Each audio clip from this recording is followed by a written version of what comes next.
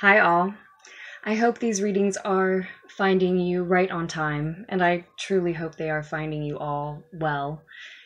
They are for those of you seeking insight and advice regarding any mental, emotional, or physical shifts that are already underway in your life at this time or that are coming up on the horizon for you. So there are 3 readings here for you to choose from that will be in this session, this recording that you're watching now. Originally, I feel I have to say, I laid out 6 piles. I'm coming back after recording the first 3 to do this intro, to redo this intro, because it took me 2.5 hours just to get through the first 3. I just don't know how to do a short reading. So I will go through your first 3 options. I'll let you see the image a little closer. And then there will be a part 2, Navigating Your Shifts part 2, that has reading 4, 5, and 6 in it. So I'll go ahead and show you those images as well, just in case you don't feel drawn or called to one of these first 3. And if you like 4, 5, or 6, you'll have to skip over to the second video. I'm sorry about that. I just didn't want to post a 5-hour long pick a card. If you do feel called to 1, 2, or 3, you can go ahead and scroll down to the description and the comments, either one, or the comments, either one. I'll have the timestamps there. And if you like 4, 5, or 6, again, you just have to skip over to the part 2. And I'm sorry if you're finding the video just after post. You'll just be a little patient with me. I still have to record and post part 2. So if you like reading 1, this is the card representing reading 1,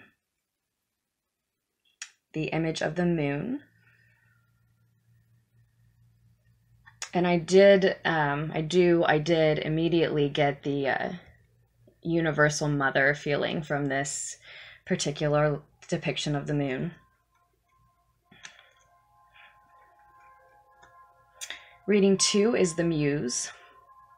That is the Queen of Spirals, the Queen of Wands or Rods in more traditional tarot decks. It's the Queen of Fire. And reading 3 is the Death card, Ariadne in this deck.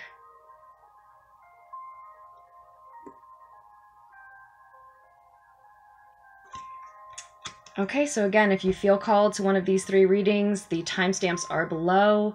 And if you would prefer 4, 5, or 6, those will be in a second video. Here's 4. 6 of Stones, 6 of Earth. Here's 5. It is actually the 5 of Mirrors, maybe 55. Speaks to some of you for some reason. 5 of Cups, 5 of Water. And reading 6 is the 8 of Scrolls, the 8 of Air,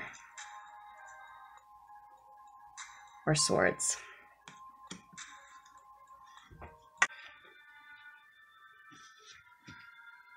Okay, group 1. Reading 1. The moon, which you chose at the center of the reading. We'll do this way.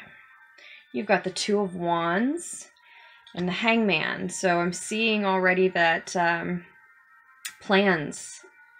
A lot of you are planning. Plans for your future are on your mind. How are you going to conquer your world? And I say that pointedly. I mean to say your world, not the world, right? But your world. Maybe your mental world specifically, showing up in positions of your mental shifts. I do have that universal mother feeling still from the moon, which, you know, could speak to a major shift in your heart space, in your emotions. regarding a maternal figure in your life, regarding a maternal relationship, whether we're talking about someone who's a maternal figure to you or someone who you are a maternal figure toward. But what I really feel for everyone coming through is a shift in the way you nurture is happening, a growth, evolution in how you nurture, not necessarily just how you nurture a child, right? But how you nurture projects that you're working on, creative projects, that's coming through very strongly. Creative projects that you're working on, how you are expressing, how you are nurturing your own abilities to express, and then, yes, the creative projects that are a result of that. You're more open, you're more willing to expressing parts of the real you, because you're getting in touch with pieces of the real you that even you hadn't met before, and you're celebrating those things. I'll give you a closer look at the moon again. Maybe you saw this when you chose the card, but what we have happening here is on this little island, you have someone celebrating, rejoicing. They're putting their hands, both hands are up in the air, as it seems that the universal mother is nurturing them. So I really see a shift in how nurturing you are to yourself, how you are mothering yourself, not just your projects and the way you express, but just in totality, you learning that the phrase "you catch more flies with honey" can be applied to yourself. You know that if you're gentle, you can draw out these pieces of art, of creative expression from yourself by being gentle with yourself, by nurturing your own abilities. And a lot of you may be stepping into a space where you're learning more about Pisces, the Pisces that's in your chart, or possibly also a Pisces who's in your life. But I feel that these spaces here are going to speak to relationships outside of yourself, while really what we're looking at here in the center is your mind, your body, and your heart. So what I had you all choose really ends up being a picture that represents your heart. So that made sense to me as far as what your intuition would be drawn to. And what's shifting there for you is, again, nurturing yourself, nurturing your projects, and feeling open and comfortable to nurturing others, feeling open to the idea of mothering others around you. Maybe children, yes, but maybe just people who need your work, light workers, who need your creative expressions to help them learn, evolve, open up, grow, for artists who are resonating with this, artists of any kind. So there may be some significant Pisces, maybe specifically in your moon sign. There may be some significant Cancer for you as well. But whether or not the signs resonate, I definitely see you making plans and deciding, again, how you will conquer your world, as you're also deciding that you need some nurture that you've never received. And maybe that could definitely be the key here for a lot of you who chose reading 1. Maybe you were never mothered and nurtured. Yeah, I can feel some confirmation. Not for all of you, but for some of you, definitely some confirmation on that. You maybe never were mothered and nurtured properly, or the way that you need to be. And as we grow, we find that we can father and mother ourselves. We can give ourselves that nurture that we still need, even in adulthood, and as we continue to grow. And as you're learning how to and feeling more comfortable with that, I also think, like I said, a lot of you are more willing to approach your work, your creations, what you put into the world from that same perspective. How can I utilize this as a way to nurture then others as well? And these plans that you're making, which, and with the Two of Wands showing, it very well may be a specific choice of direction. When I say you're making plans, you may be choosing where you're moving, between two projects that you want to work on, two areas of focus, maybe two areas of study, and you're not sure which one to choose. These plans, according to the reading, are ones that you should allow to take some time. There's a great power in this choice. You are creating your own destiny at this time, and bringing your dreams into a reality as you do so. Maybe investigating your own dreams, literally, in order to be in touch with what type of life you'd like to create for yourself. What is it that your subconscious, deep down, really wants you to create in the world around you. And I see it literally healing physical disease for some of you. Now, I am not a healthcare professional. I feel I should insert that here, but according to the reading, this natural balance that's coming, you have this emotion and intellect is what is written here on the card. It's the 11 of water in its respective deck, the Dreams of Gaia Tarot. It really speaks of curing dis-ease to me, which is curing disease. So there is an unhealthy balance between these two things. Your emotion and your intellect has caused some actual physical ailment, whether you realize that the two are connected or not. It's caused some actual physical imbalance, some physical disease in your life, and not necessarily an actual disease, but dis-ease, so some sort of unhealthiness. And you are internally curing it by getting more in touch with your emotions at this time, your feminine side, again, the universal mother. But if you're not investigating your dreams already, with so much Piscean energy showing up, I really feel like that would be a good idea. That would behoove you. That would really give you some insight into, again, in what way does the real you, the authentic you, want you to conquer your world? What do you want your world to look like? And that question is going to come down to, who do you want to be? Who are you? If, there's a lot of parts of yourself that you're still meeting, right? And again, that nurturing can draw those real parts out a lot faster. I get the sense and the feeling that a lot of you have met, you've met some external, some outside ridicule, belittling, external energies. People outside of yourself have criticized and even demeaned real parts of you, questioned if they were real, accused them of being put on or fake, and you're probably very sensitive, and it hurt, and you started hiding those parts of yourself, and you're finding them again. You're meeting them again. As I said, you're drawing them out, you're nurturing them, and you're releasing them through your creative expression.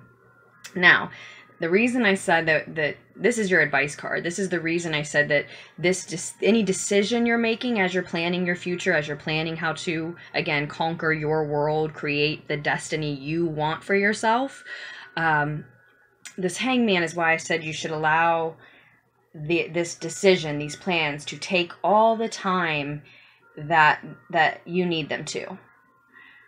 Maybe you need a month of dream journaling, or meditating, or both, or just writing, or just creating in whatever fashion you do, painting, songwriting, or anything else that maybe other people don't think of immediately when they think of art, but it's a creation of yours, right?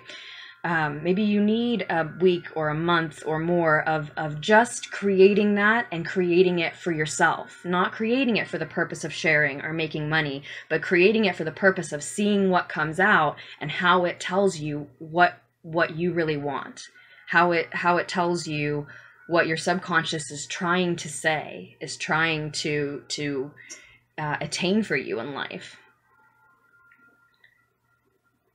because the Hangman, as advice, would say, as you're planning, as you're in between any two options, decisions you may have, you may appear uncomfortable. It may seem like a hard position to be in. You're in between two decisions, or you're in between two destinations, you're in between two worlds, where you were and where you're going, or two options that you have for your future. And it may seem, again, it may seem like the sacrifice that the Hangman represents, seem like you're losing time as you sit in this decision, or you're in an uncomfortable position as you're in between the two. But in truth, this gentleman is at peace and serene. He has a fresh perspective. This character, he, she, but this character has a fresh perspective here, and definitely denotes to me here that you should, in regards to any mental decisions or planning that are dominating really your mind at this time, you should wait until you feel relaxed to make the decision. You should be at peace and serene. You should recognize that this space in between these two decisions, this time to decide, is a gift. And before you choose a direction, you should feel the serenity and the peace that he truly does. You should be at a calm before you pick a direction. That's what I see coming through. I'm also getting this feeling of Alice in Wonderland. I'm getting this vibe of the character, the caterpillar who says, "Who are you?" It's just coming through. That's why it needs to take time. It's like I don't know that your decision is rushed necessarily, but you're focused on, like I said, how to conquer your world, and what am I creating, and maybe even why, and what do I want my world to look like, and all of those things boil down to the question, who are you, and who do you want to be? And that's why you should absolutely allow this to take as much time as it needs to. Again, I think a key here is wait until you feel at peace and relaxed and grateful for this space of time that you have to plan and decide, until you actually act on the decision. But at the same time, I definitely see this curing of physical ailments. Certainly the one that is connected to this imbalance between emotion and intellect that you've had. Your mind has been in charge, which indicates to me that the masculine portion of you has been in charge, calling the shots. It's a masculine, it's more or less, in general, a patriarchal world. You're likely part of a patriarchal type of culture, society, home. We are... not everywhere in the world, but most places, we are encouraged to plan, to structure, when our hearts are another equal portion of us that simply want to express and be. And so that balance has to happen, and absolutely can cause physical repercussions, can manifest into physical, as I said, dis-ease, physical, any kind of unhealthiness physically. And that's being cured as you learn about who you are. Just learning about who you are is directly related to really treating. It's like your treating anything, not anything and everything, but something that you specifically have going on physically, health-wise.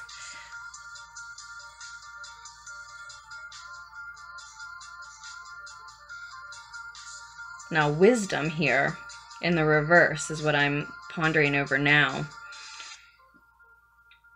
I think you need to embrace your shadow side. I'm not sure exactly how that's all connected yet, but okay, so from this fresh perspective that you're able to entertain, perhaps that's where you are able to learn to love and hug and value, and shed light on, as we see happening in this photo, your shadows, your shadow sides, the things that don't sit well with you, the parts of you that you'd like to hide, the parts of you that you don't understand. Maybe a lot of that is in your emotional world.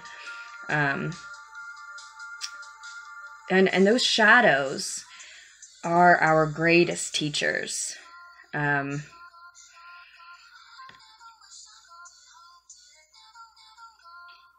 So one, some of you may have received in your past, or may be receiving currently, advice from someone else in your outside world that you need to reject. I think a lot of you have been encouraged to embrace the light and indirectly fear the dark. I don't think someone said be afraid of the dark, but you've been I mean, that could be for some, but for most of you, you've just been indirectly directed to fear the dark by being directed to embrace the light and spread light and love. And I mean, that's all of us, especially in this, like in a new age spiritual community sense. There's a lot of light and love and light and love. And I'm not saying that that's not beautiful or that I'm all dark. That's not what I'm saying, but you also hear along the way, and it's hard sometimes to keep a hold of and in touch with the fact that the divine doesn't define things as good and bad. So yes, there's a light and a dark, there's a yin and a yang, right? Of course. But that does not mean that the light is good and the dark is bad. And I think most of you finding this know that and embrace that truth, but so many basic truths that we know and embrace, we can just lose touch with and just sort of forget in the moment as we are planning our future, as we're making decisions, as we are meeting ourselves, doing shadow work that is necessary in order to really meet and develop the whole real us, the authentic us, so that we may self-actualize. Realize our fullest potential, create our fullest potential. And there's some problem there too with the talk of realizing your full self, realizing your full potential, because that leaves us sometimes just waiting for it to happen. Now, it's your advice to take your time, but I don't believe it's your advice to wait for that version of you to be realized. It will be realized. That destiny will be realized when you create it. You're in a space of using your free will at this time. And mentally, you know that. That's why you're making those plans. You know how powerful your potential is. You know how powerful this decision is. And that's why you take time, but you don't take time to wait for this universal mother to create your destiny for you. You create it. You create it. And again, you're going to want to, you're wanting to answer that question, who are you? And who are you becoming? And who do you want to become? And it has just as much to do with your dark side as your light side. You are just as much your dark as your light. And dark is not bad and light is not good. We put these connotations on things, but it takes both light and dark for evolution, for progress, both in the multiverse as a whole and inside of us as individuals, and in each group and in each situation. We want to put definitions and labels on things because that means we can talk about them, and it helps us to understand them sometimes, but simultaneously, there's another side to everything. It also helps us to confuse things sometimes, for sure. Some of the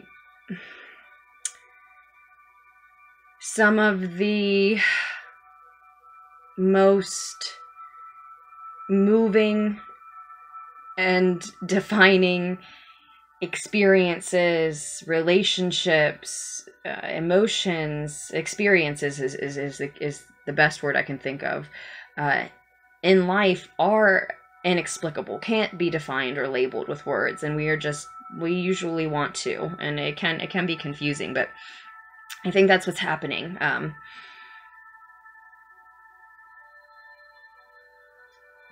If you are feeling that as you're getting in touch with your emotions and your dreams and your subconscious, and you're using them to help you create your future and decide which direction you're going as you're planning, if you notice that there is some physical ailment simultaneously letting up, your advice here is to continue to shed light on your shadows. When you get to know your emotional world better, the real you, the child part of you, there are going to be many things about that part of you that you are excited to celebrate, that you love, that you find that you love, even if no one else does, even if other people have misinterpreted those parts of you in the past. But there will also be things that you want to close the door on. And specifically, especially if you're noticing that there's physical ailments that or even one that's healing as you're doing this work, you don't want to stop doing the work and maybe stop the progress on the healing and treatment of that physical ailment simultaneously, right? Just because you run into shadows, just because you run into parts of you, memories, specifically memories will be important, that are uncomfortable. Relationships in your past that are uncomfortable. Moments when maybe you fragmented, maybe you left a piece of yourself in a relationship, whether romantic or otherwise, because you were so overwhelmed and heated and maybe screaming in an argument because you were so emotional towards the situation that it actually broke a piece of you. Your essence, your soul, whatever speaks to you about your total energy, right? Whatever word you put on that, you can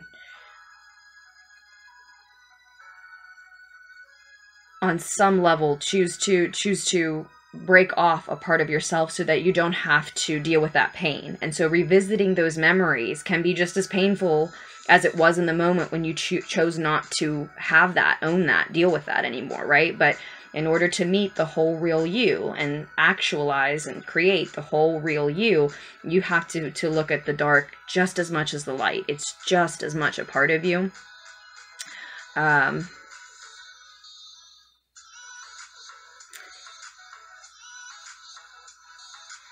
Yeah. Be you. Be all of you. That includes your shadows. And shadow work, I'll say, it will go up and down. There will be times when it's brilliant and beautiful, and it feels like it makes you glow. There's so much dark around you that you feel like you're the thing glowing. You're the light. And then there are times when you'd wish for nothing more than to set it down and put it down, and you can't face all that pain. And I'm not saying to, be relentless with yourself, but when those hard memories, those hard relationships, those hard moments, maybe memories that you've even suppressed, or just those sometimes just those uninteresting can be indicative of a shadow. Those uninteresting subject matters in your life that everyone has to deal with, but for some reason you just don't want to do the maintenance when it comes to your relationship with your first boyfriend or girlfriend, or your mother or your father, or even like your relationship with money or your relationship with hard work. These are just random examples that are coming off the top of my head. Maybe they apply for some of you. Don't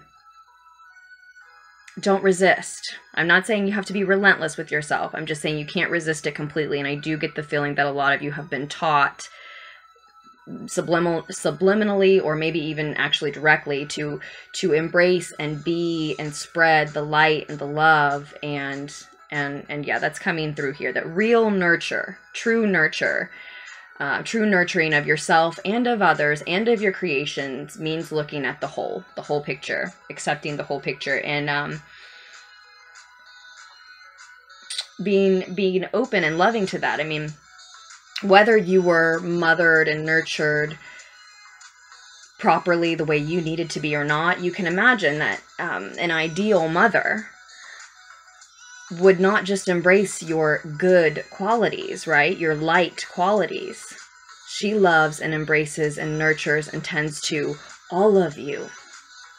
All of you. As far as romance is concerned, this is longer than I meant it to be. I got lost in this, but I always do. As far as romance is concerned, you're shifting into a space where you want clarity. Maybe you may even be receiving someone who is clear and honest. This King of Feathers is labeled here with logic and justice. So there may be an air sign entering. That may be part of the shift. Libra, Aquarius, Gemini, perhaps. But for those of you that don't resonate with the sign, if that doesn't seem interesting to you, I'm really talking about clarity and honesty. You're done with games. You're emitting a vibration of clarity and honesty, and so that is what you are or will be attracting to yourself. Fearless communication. Someone who's not afraid of you being inquisitive, and they are an inquisitive personality themselves. And then I see, the advice is for you to be the bringer of clarity. Then you have justice as your advice. So I really do get a strong vibe of Libra here. There may be a Libra entering, re-entering, or sticking around even in your love life. If you're already involved with a Libra, the two of you may be, starting to embrace this type of, again, clarity and honesty. And with the justice as your advice, I feel you're advised to embrace the fact that that type of relationship is part of, is connected to a sacred law. Is the phrase that's coming through for me.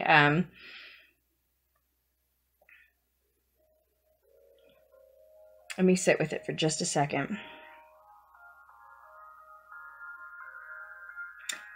Your thoughts are shaping just like they are in your inner world, and with your physicality. Just as they're creating your future, your thoughts are manifesting this partnership, whether with a partner you've already been with, already are with, or have not attracted yet. As I said, you're attracting that type of clarity. And it actually is noted here. Truth and clarity are noted also on the Justice card too. You're attracting that because you're willing to give it. You're attracting what you're putting out. You're offering that to a partner, dreaming of having that type of relationship, right? Your dreams, you're across the board, across the table. Your dreams are manifesting into reality. Reading 1, group 1. So what are you dreaming of? Who are you dreaming of being? Who are you dreaming of being with? What does health mean to you?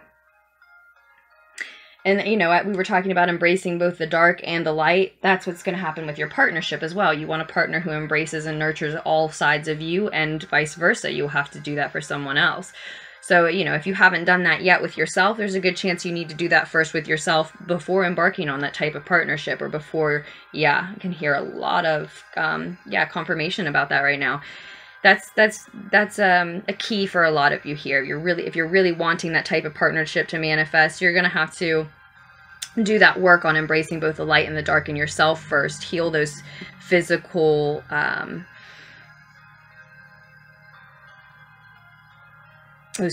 signs, any again ailments or unhealthiness that goes along with it, and that'll be a really good cue as to when it's properly healed enough, right? So that you can also embrace the shadows in others. Nurturing both your, I want to say clients, but that's really from my world, but nurturing both your audience, clients, the people you work for, and I don't mean employers, but the people you create for, the people you do work for. You want to embrace those dark sides of them and of any lover that you take on. And it may be that the divine has kept this, yes, I can feel physical confirmation about this too. The divine has kept this relationship from manifesting fully, from the relationship getting this deep to this level, if you're already in one, or from the partner actually coming into your space, because you weren't ready to embrace both the dark and the light. And it may be frustrating for you. It may have been frustrating up to this point to to not have that partner that you seek, to not have that partner that you yearn for, when in truth, you don't want it yet. You want to embrace the dark and the light within yourself before you call in someone who's the exact right person for you, but it turns out you didn't know how to nurture them in the relationship properly yet, so then you end up losing them, right? You didn't really want that. Maybe for some of you, you had it and they'll come back when you're in the right vibration. For some of you, you haven't found them yet. And for others, like I said, you're in the relationship. It just hasn't gotten to that deep of a level yet because you weren't ready for it to, essentially. That's another way in which labeling something may have confused you. If you know what I mean, you may have labeled the relationship as something that denotes a depth that the two of you actually have not reached yet and weren't meant to, because there's work to do within yourself before you get to that level. And later, you think you'll be grateful that you weren't given the opportunity to mess it up before you were ready, more or less. Let me see if I feel anything else coming from these two.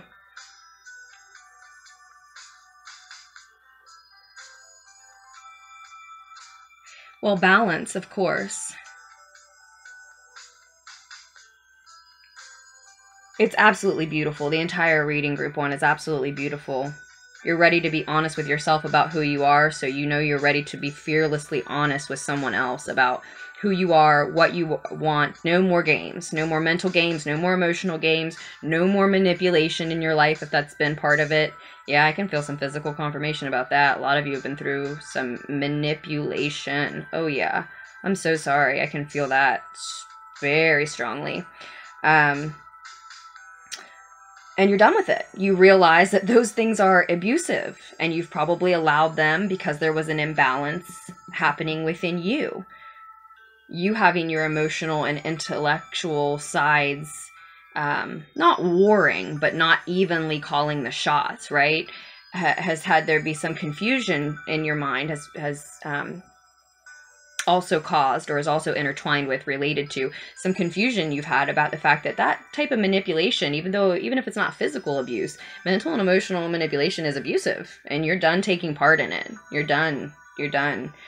Honesty, truth, clarity. What do you want? Who else are you with?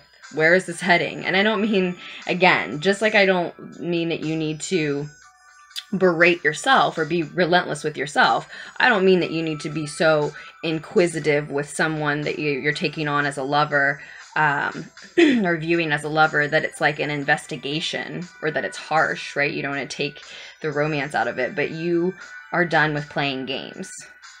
You're asking questions and receiving truth. You are perceiving their truth from them, maybe without even verbalizing it. You're ready to see what is really there, and you're ready for who is there to be someone who is real with you. Now, otherwise, we also have some indications about shifts in your other relationships, your friendships, or other partnerships, co-workers who are friends, but what relationships that are close to you over here. And as I believe, as a result of all this, or at the same time as you're inviting pure honesty into your romantic life and health and a clear version of who you want to be into your inner world, it makes you more open. It's happening at the same time that you're becoming more open with the other close relationships in your life. You feel full. And so you feel willing to share of yourself. And in those creations that we were talking about, you're willing to share of your subconscious, those inner, even demons is the word that wanted to come out. Those inner demons of yours, even not just the light things that you find, but also the dark pieces. You're willing to share some of them, to help others, to teach others, to connect with others, even just, again, close relationships in your life. Now, be mindful. Here's the only negative thing. Be mindful of who you're doing that sharing with. Queen of Cups in reverse is untrustworthy. She may be an empath, but she can be an empath who's been hurt. Consider the fact, group one, that there are some people who are very talented at using honest emotions for dishonest means. Right? There are some people who can they can use, you know, they might have cognitive empathy with you, where they see what you're feeling, and so they can choose to appear to match that emotion. Maybe they can even get in touch with that emotion because of an experience they had in their past. And just like an actor or an actress would draw on some terrible tragedy, like their first dog passing away in their childhood, in order to cry in a scene that required them to cry, that's what some people can do. And they can absolutely be both empaths and narcissists, or both empaths and, like I said, just an empath who has been so deeply wounded that they've learned not to open up the way you're doing. They've learned not to connect by sharing the way you're doing, and instead they can turn very manipulative. Or, you know, it may not be so harsh. It may just be someone who's overflowing, and so, like, they can't keep their mouth shut. Like, it's a really sweet person that you have a lot in common with, but you share too much, and then suddenly everyone knows your business when you just meant to share with one person, right? So I think it's beautiful. You want honesty and truth and clarity within yourself, in your relationships, and you're willing to be open to share the authentic pieces of yourself that you're learning. But if there's take your time. Take your time with those decisions about where you're going, and take your time in assessing who you invite into your life, particularly close relationships outside of your romance. I think you're attracting romantically someone who's just what you want, just what you need, just as honest as you are. But I think then in your interpersonal relationships, friendships, and maybe specifically, particularly with a woman, with a female individual, there may be someone who seems very empathic, very intuitive, very sensitive, very emotional, and then she just spills the beans, or all the way down the spectrum turns out to be outright manipulative. Maybe she has a thing for this honest guy coming in, right? And, you know, I'm saying she and guy, but you know, can flip the sexes around to match your energies, of course. And that's just one guess. You know, it could be that you shared, you know, something else completely different entirely with her. But 45 minutes later, it's beautiful. It's beautiful, group one. You are creating your own reality now. So make sure you're doing so in a whole way, in a way, again, that embraces both the light and the dark. That's just coming through so strongly. And that's what the moon does, right? Illuminates in the dark. And you're going to move through it in what I want to say is a moon-like fashion. You're going to move through it in a way where you can't see all of it clearly all at once. You may never be able to step outside and see all of you clearly, the whole picture all at once, but you don't need to. You feel through what's illuminated as it's illuminated, and work on that area, and then move to the next, and trust your intuitions, your emotions, your feeling about when you feel whole, when you feel healed, when you feel balanced. Lovely. I hate to end on a dark note, but I guess since we talked so much about the light and the dark, I will say one more time. I don't know why this is standing out so much, but I want to repeat myself one more time.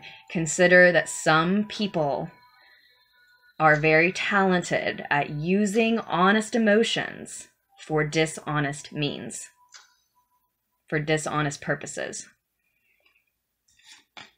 They may seem like they're sharing honest parts of themselves because they are, and that doesn't mean that they have your best interest at heart necessarily, right?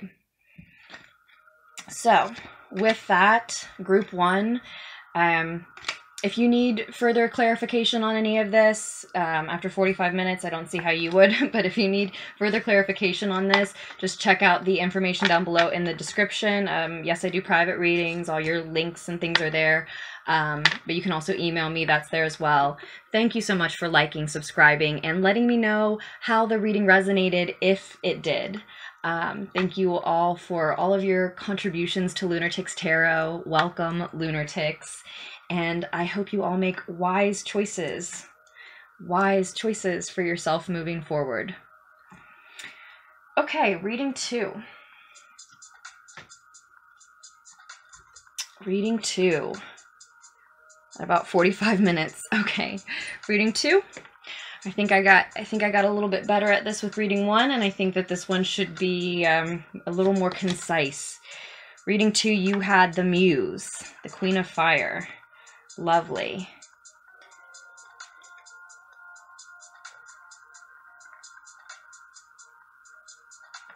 Okay.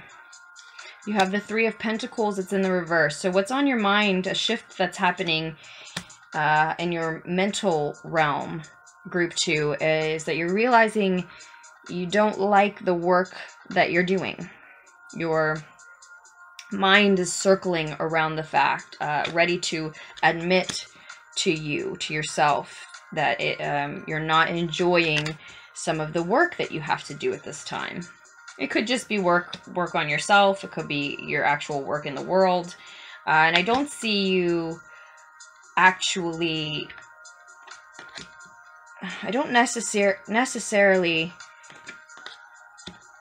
see you actually immediately changing what that work is, but you're thinking about it. It's on your mind. You're in a space where it's safe and you're ready to admit to yourself, I'm not happy with the work that the work I'm having to engage in at this time.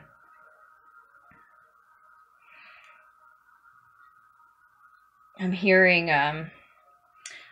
love is a wild thing. Sorry,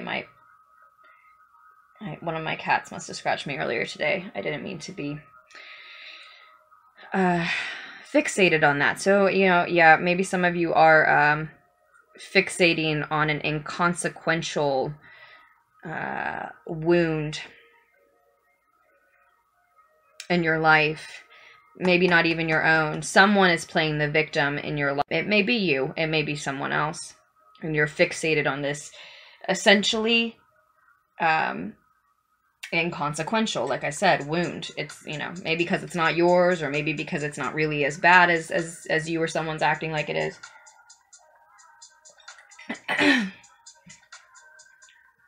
It doesn't deserve your attention.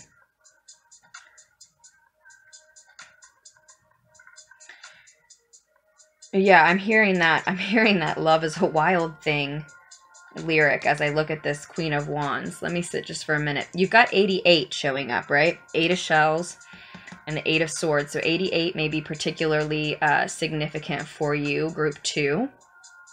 Maybe as a year, as a date is coming through. That's interesting. I don't often get that type of message. Maybe, yeah, okay, a lot of physical confirmation. Yeah, maybe in terms of a date, but also 8s speak of prosperity to me, and that may be what the key is here. That may be what you are admitting to yourself mentally in your mind that you don't like about your work. It's not making you enough. It's not earning you enough. You're receiving more criticism than you are rewards, right?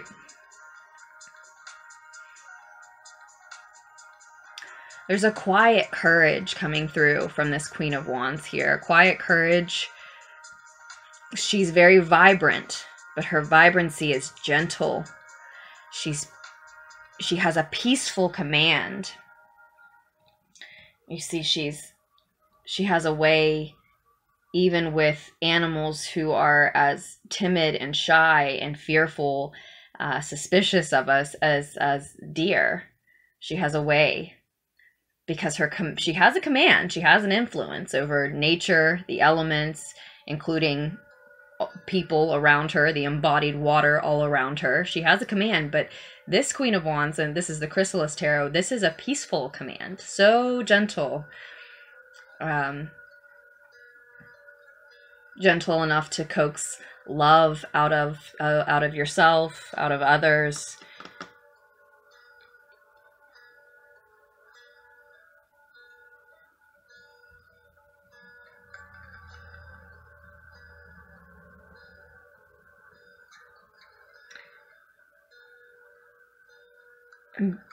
Because it is a wild thing. I'm not sure what I want to say about that, but that wants to be said because it is wild, because that's how some wild things like that deer must be treated, and that is how some loves must be treated. Loves for ourselves and for others are as unique as we are as individuals. Our language, my language, the English language, has one word for love. Many languages have many words, 4, 5, 6, for different types of love. There's love with friends, love of yourself, love for the work you do and your coworkers, love for your lover. They're different types, but there's neither one. There is one love. if you know, that's semantics, I guess. That's a a phrase I embrace as well. But there is neither one type of love, nor are there 10 or 20 types of love. In fact, each love is as unique as we are as individuals, and some of them require that type of some parts of just about any love require at times that gentleness, that gentle command, that peaceful command that we're talking about here. So, okay, so yeah, you have to be really, oh no, I could cry already, we're only on reading 2. You have to be really gentle with yourself about what is unfulfilling about your work.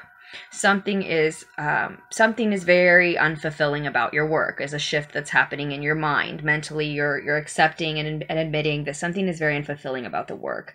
You may actually need to leave the group, the team, the collaboration that is making it unfulfilling for you. It doesn't mean that anyone is doing it intentionally. It doesn't have to mean anyone's being mean or nasty or judgmental. Maybe they are, but what's important here and what's showing up here is that it's unfulfilling for you for some reason. And so what's advised, here's the advice position. This is the shift happening in your romantic life. This is a shift happening in your other relationships. This is your shift happening physically, mentally, and then these are the pieces of advice that are coming along with it, okay? I don't think it needs to be laid out, but just I felt called to tell you that now. The advice is the 4 swords. Rest, meditate, show gratitude for the things you do have that don't make you feel unfulfilled and exhausted, and maybe parts of this collaboration and team that have helped you grow and learned. You've certainly learned. You can certainly show gratitude for the fact that you have learned more about yourself. Even if nothing in the situation was beneficial, you know that you don't want to work like that. You don't want to work with people like that. You don't want to do that type of work, or you need more reward in order to be satisfied, right? You've learned something. So there is at least one thing to be grateful for there, the progress, the courage to admit it to yourself, what is unfulfilling about it. But do not beat yourself up. There's so much there's this gentle compassion coming through. And I think that is a shift that's happening within you. I'm asking you to be gentle with yourself. I think that's a shift it's a shift that's wanting to happen within you. And so it is, and it will. But what can stunt it, what could, make it take a little bit longer than it needs to, is blaming yourself for what's unfulfilling about the work, berating yourself because others don't like the work or understand the work or celebrate the work, and so that directly relates to you not receiving the rewards you were hoping for example, or being mad at yourself for engaging in a work opportunity or a group, a team, a collaboration that your intuition told you not to, and now you're stuck for a while and you hate it and you need out. I want to say, no matter what, group 2, don't be too hard on yourself. What you really want and what you really want to become, what you really need in your life as far as your work and what you're creating in the world is concerned, might be very much like this deer. And while you are passionate and fierce and beautiful and bold and fearless, you also need to be gentle with this part of you, because there is a timid piece of you as well, and it may be the authentic key to what kind of work do I really want to do? What do I really need to flourish and bloom in a collaboration or a work situation? Do you need to be not in a collaboration at all? Do you need to do the work by yourself? But you could essentially scare off that authentic, genuine part of yourself from revealing itself to you if you're too hard on yourself for the mistakes that you've made that have led you to this space of needing to go within and really get in touch with your own inner world. In this space, not only are you showing gratitude for the things that weren't a complete fail about this collaboration or this work, or like I said, even at least just the fact that you've learned more about what you need, that you've learned to trust your intuition for some of you who maybe didn't, you're also incubating your new ideas. So you may need to be really,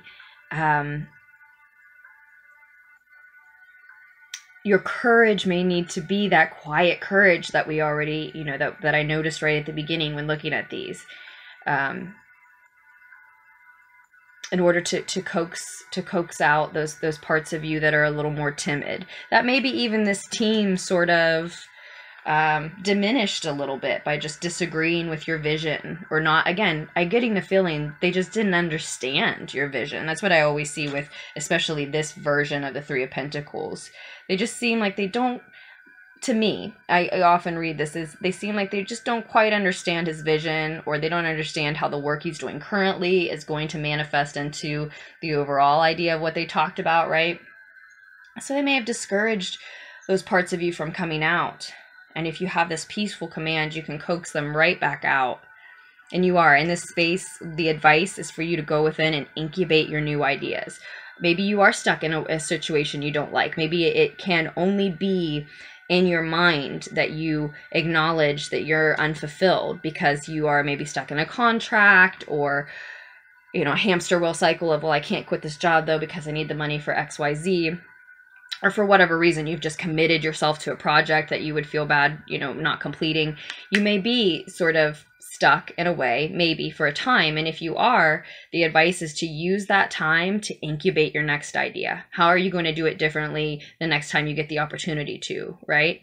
And you may want to withhold those ideas from this current team, this current collaboration that you're a part of. As I was just saying, they may be discouraging certain ideas of yours, or just misunderstanding certain works of you. And if they aren't already, I may have been saying that unknowingly as a preliminary sort of warning. And so, as you're creating these new ideas, you may want to withhold them. Wait for the right scene, the right setting, the right group, the right partner to share that with.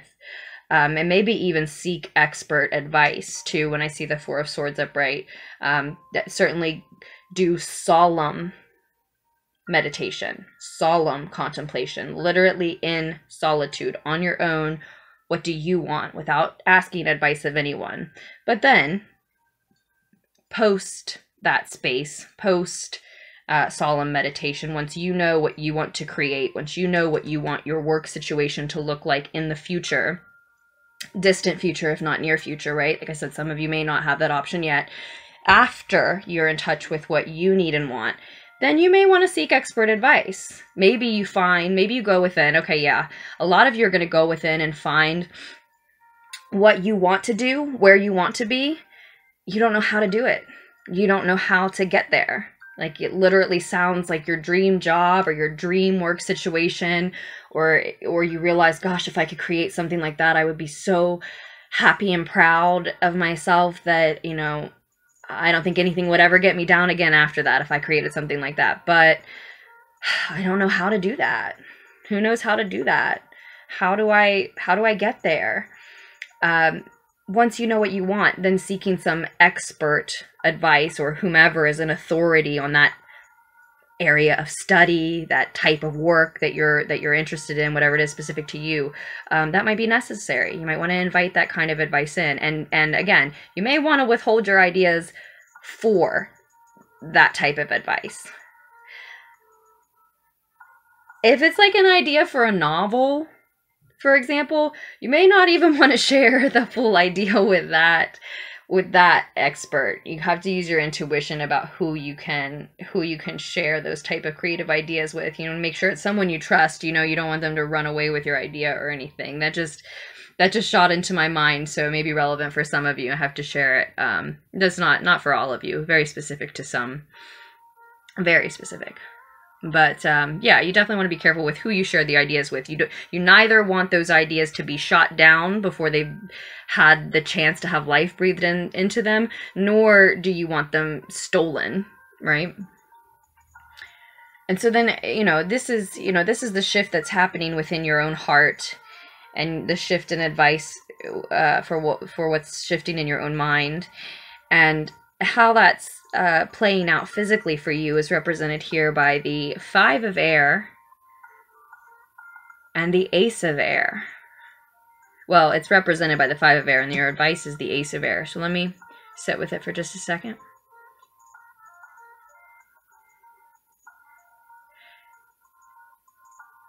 Yeah. I'm getting so many like girly songs in this one. I don't know why I call it. I don't know why I can't seem to completely lose that term, girly. It's completely fine if things are girly. That doesn't mean there's anything negative about it, but yeah, I hear love is a wild thing. It's just such like a little, I love it. I love that song, but it is like, it doesn't feel like a girly teeny bopper song to me. And for some reason, another one is coming through. It's okay not to be okay. That's what's coming through with this. It's okay not to be okay. And you don't feel okay. You know, you're blaming yourself for the fact that your work isn't fulfilling, and you've got to allow this shift to happen. Sometimes the easy thing, no, oftentimes, most times, the easy thing, the thing that is that truly feels easy because it feels right, the thing that feels comfortable is what you're supposed to do. And we fight it because we think success means hard work. And I'm not saying that it never does, but you want to be easy on yourself because you should be easy on yourself, is what this reading is telling me. You want to be gentle with yourself because you should be, because you deserve it. And a lot of you are blaming yourself for this unfulfilling work, I feel. And you're shifting into the space where you're going to be more gentle with yourself. You're gonna show that quiet courage that you don't have to berate yourself in order to pull the best out of yourself. That's happening. You're realizing that you can be just as passionate and vibrant and artistic and beautiful to other people, just as alluring, without being hard on yourself. You can produce a better product, a better piece of art, better work, more effective, healthier, that reaches a broader audience or range of spectrum of people through being nice to you, through looking at your mistakes as just life. Mistakes aren't just a part of life. Mistakes are life. Change, just like change also, not just a part of life, synonymous with the word life. Mistakes, if you're not making mistakes and you're not going through changes, you're not really living. That is what life is. And you are not going to lose any of your fire by choosing to be gentler with yourself. You won't. You will create things that you are prouder of, that you're happier with, that you are more fulfilled with. And a lot of you are, you're in a space where you're blaming yourself, and you need to embrace that lyric, that phrase, that it is okay not to be okay. Because what's happening is I feel like when I'm saying these things to you, I'm sort of pulling your mask off as I say these things to you, because you are feeling those things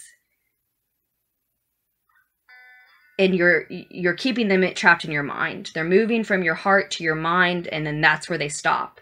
So your mind is circling around why this work isn't fulfilling. And because you can't externalize it, because you can't say it to the group you're collaborating with, or the boss, the co-workers, the audience, because you won't allow yourself to say it, it's all falling on you. So it must be your fault. Well, that's not true. There's just no one else for you to berate, because there's no one else for you to discuss it with, because it's stopping in your mind. You do not want to show other people, for whatever reason, that you are sad, that you are not okay. You have had this mask on over top of that not okayness. And that's why I'm saying it is okay not to be okay. That's how you know you're alive. That's how you know you're living. That's how you know you're trying. You know, this whole thing, this whole world, this whole life, it can sometimes feel like a creepy masquerade ball from my perspective, because everyone is not everyone. So many people are wearing this mask for one reason or another, to try to make themselves be who they want to be, instead of just letting themselves be who they are. And I know that's so cliche, but you know, I'm not saying no ego is... Well, we're not going to get into a discussion about ego or egoless. I don't think I'll bring that into this. But I do think for most of you, it's your ego that wants to cover up that sadness. And it's because you've got people around you, likely not yourself, who are playing this victim role. And so all of your strength to deal with energies in your outer world that aren't okay is reserved for these other people, or this other person. Maybe it's one in particular person, not a romantic partnership. That's not what I'm talking about. We see that over here. It could be, but I think this is your romantic partnership. But as far as other close relationships in your life, whether it's friends or family, again, or these other coworkers, you're reserving that strength that you have for dealing with, you know, any sort of pain about, you know, people verbalizing the fact that they're not okay for other people. And so this is a shift that's happening where you're done with that. You can't do it anymore. It's definitely all connected. You know, this is your mind, your body, your heart, and your relationships, romantic and otherwise. And it's all, of course, it's all connected. It's always intertwined. And, you know, as you're realizing that, if I'm going to be gentle with myself, then that means that I have to be allowed to take this mask off. That's what being gentle with yourself and giving yourself peacefully what you need, granting yourself peace in general. That's what it's going to mean, taking that mask off.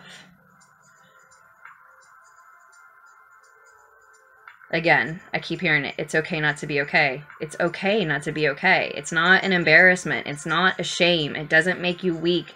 It certainly doesn't make you less of an artist. I'm not saying to create pain in your life so that you have something to create about, but so many people, as far as art is concerned, enjoy you being vulnerable and showing what is weak, what is broken, what is mending, what is healing, what, you know, and I think some of you you're afraid to do that. But this shift is happening. It's happening. This isn't your advice. This is your shift. This is what's happening. You are taking that mask off. If you haven't yet, if you aren't doing it yet, you will be. That mask is coming off. And you're going to be telling these people, I can't. You may have to literally take off and take a vacation. When you see the Knight of Wands in reverse here, you may take flight. You may literally leave. Or this could be talking about a staycation, right? And you're just taking a break from these victim mentalities in your life. I get the feeling that a lot of people who chose this are the type who always keep it under wraps when they're not feeling well. You're a silent sufferer, right? You feel like it's strong of you to keep this mask on and to hide the fact that there are parts of you that are unwell, that are sad. Again,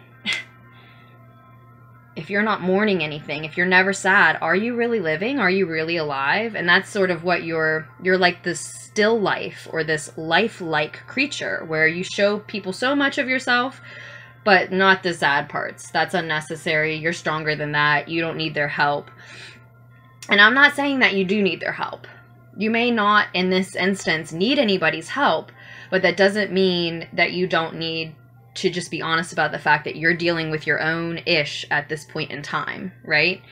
Like, you may not need this victim mentality. You may not need to say, hey, listen, I've got my own things going on, because you need them to turn around and help you. Maybe they can't be of use to you. Maybe you just need, like I said, a vay or staycation so that you can take care of yourself. And so you may just need to be honest with other people that you have your own things going on, so that they will give you that break, so that they, you know, I mean, you can always take your phone off the hook, right? I guess in this day and age, I don't know why it came out like that, but you can always put your phone on do not disturb, right? Like you can always take that break. They don't have to give it to you. You shouldn't wait for them to say, okay, it's all right for you to leave me now to go deal with your own. But that may be part of it. You may be saying, look, I care about you. I'm always there for your woes, right? But right now I have my own. And I think you're the type of person who always covers it up. So other people just expect you to do that. Other people just expect, you know, some of them think that you're like a magician. Like, when do they have time to deal with their emotional mental turmoil? They must have some. And some people think that you're, you know, that's just your personality. And some of these people who are this victim mentality card don't care. They're just thinking so much about their own pain and their own selves that they don't care why you never seem to have any woes of your own. But you don't, so they're going to take advantage of the fact that you can always take care of theirs. And they're likely, if they're in this victim mentality state, they're not likely in a negative cycle where they're living their life that way. Like, the multiverse is out to get them, you know, they pray and they don't get their prayers answered and nothing ever goes their way, and why not? And, oh, I'm exhausted just thinking about it. I'm exhausted just thinking about it. And you deal with that so much that you don't have time to deal with your own. And you don't want to simultaneously fall into a victim mentality the way they are, right? So we can't blame them. We can't say, you're the reason I don't have time to deal with me. It's true, you are choosing to deal with them instead of you, but that's your choice. So if you start blaming them, you could be a victim mentality as well, right? It's not their fault. You don't want to expose your tears, so it's easier for you to deal with yours. And over time, you've taught this person, or maybe many people around you, that that's the role you want to play, because that's the role that is easiest for you, right? But not really. It's an immediate satisfaction and gratification, because it allows you to keep this wounded part hidden, but it's not actually easy, because over time it has built up to be such a big burden that now, like I said, this shift is just happening. You're just taking it off. You're just saying, sorry to scare anybody, but it turns out this is not my real face. This is not my real personality. This is not actually who I am. I know I put a good front on. I put a smile on all the time for y'all, but that's not the whole picture. There's good and bad in me, just like in everybody else, meaning there's laughter and there's tears.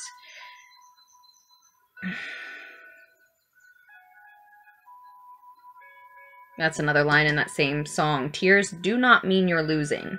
Tears mean you're alive. Let me sit with it for another second to get your advice here.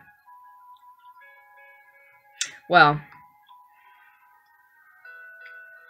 what you're finding is this mask is too heavy. That word just came through. This mask weighs too much.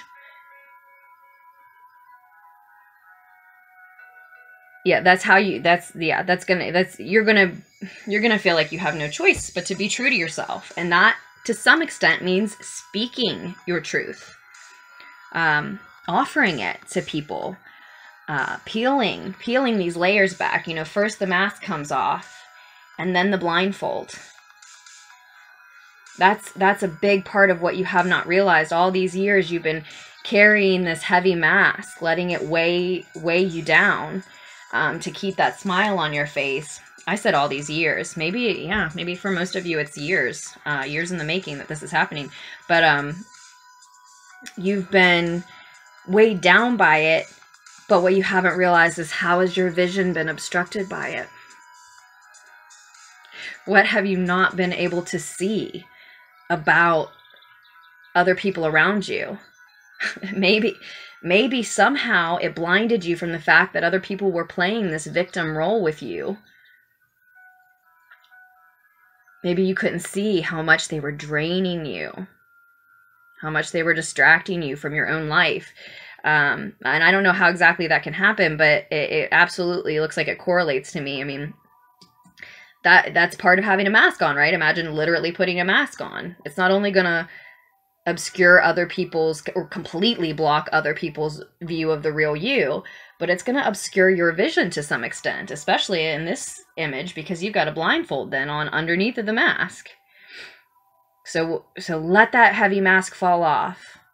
Be gentle with you, just as you are obviously with others, and then start peeling back the layers. First the mask comes off, and then you start peeling this blindfold off, right? And that's what it takes. We're complex creatures. We're individuals, and we're complex creatures. That's what can get frustrating about these general readings, because, you know, obviously you have to get a personal reading to get more specific. And I've only had one person so far not scream, but like capital letter and exclamation point me in the comments to say, like, be specific. And it's really, there's only so specific that you can get, right? Because we are such complex creatures. And so it's going to be more than, you know, the weight of the mask is going to fall off, but it's going to be more than that. Then there's layers to peel back. And you're going to be learning and discovering, a lot of you, just as much about yourself as you are revealing. You know, you're learning it as you're revealing it. And that can be scary. And again, that could be a reason why you need to get away from everybody and everything for a while. When I see this night in particular, there may be some Sagittarius energy around you. For sure, but whether that resonates or not,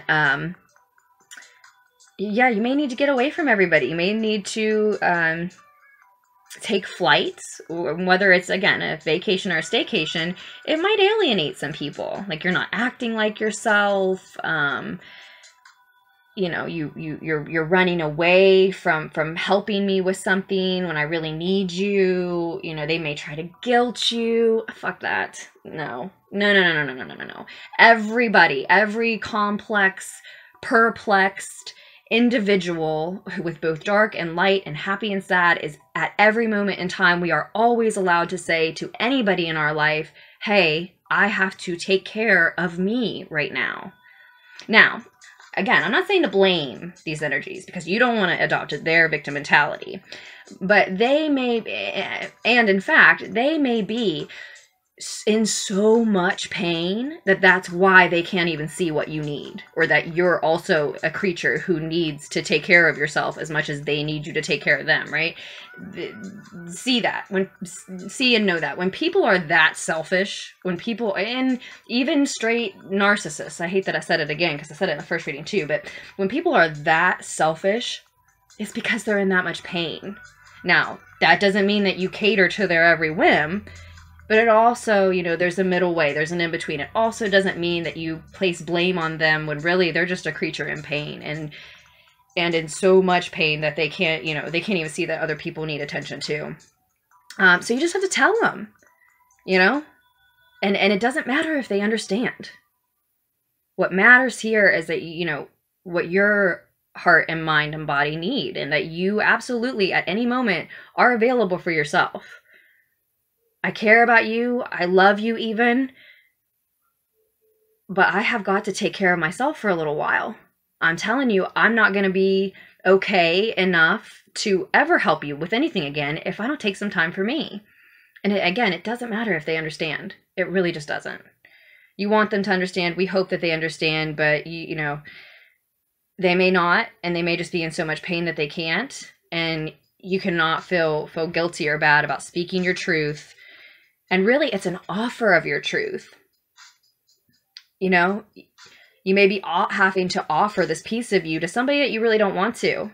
But, you know, you just have to offer enough to let them know, like, I'm not going to be around for a second. I'm not going to be available for anybody else besides my own pain for a second. And for some of you, they're not going to respond well. For some of you, it's really going to hurt your feelings, maybe straight piss you off. It's going to be unfortunate that they don't respond well because, like I said, for some of you, it's been years that you've been acting this part. And so they don't understand why you're changing on them right when you need them to not, or right when they need you to not, right? Like it's about them when you have internal shifts, when your heart shifts and your mind shifts and your body shifts as a result, all connected, like that's about them somehow. Again, just, you know, in private, not in front of them, I would say, but in private, you know, have a giggle about it, because you can't stop your progress as a person because somebody else has put all their weight on you, even though it's because, like I said, you know, you can excuse it because it's due to how much pain they're in. Oh, we got to wrap this up, but the Knight of Wands in reverse here.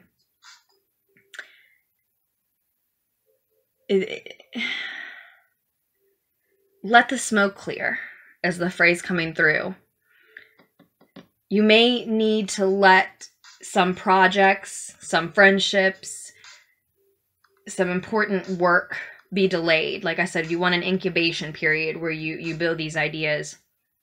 You may need to be willing to let this work be delayed because you need to let the smoke clear.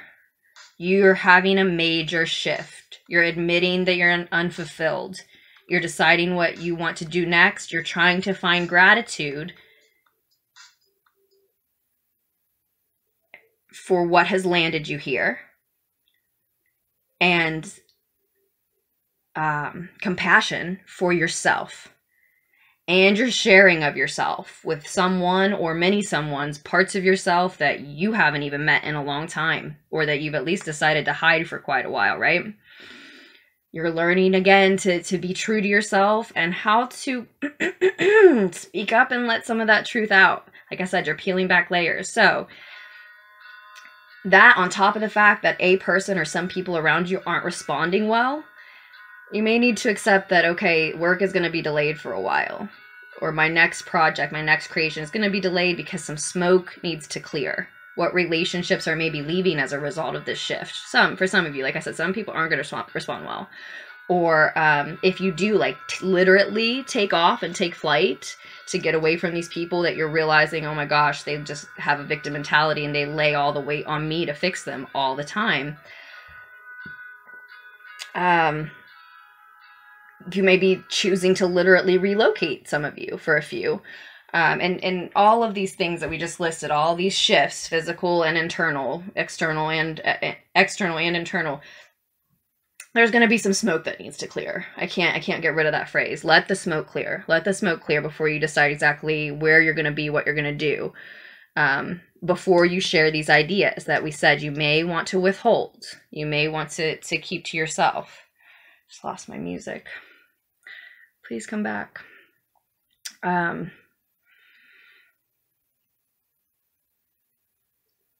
Yeah, a lot of you feel like so much weight and responsibility for this person, this individual, this victim mentality, because they feel like you know that they feel like you pump life into their existence.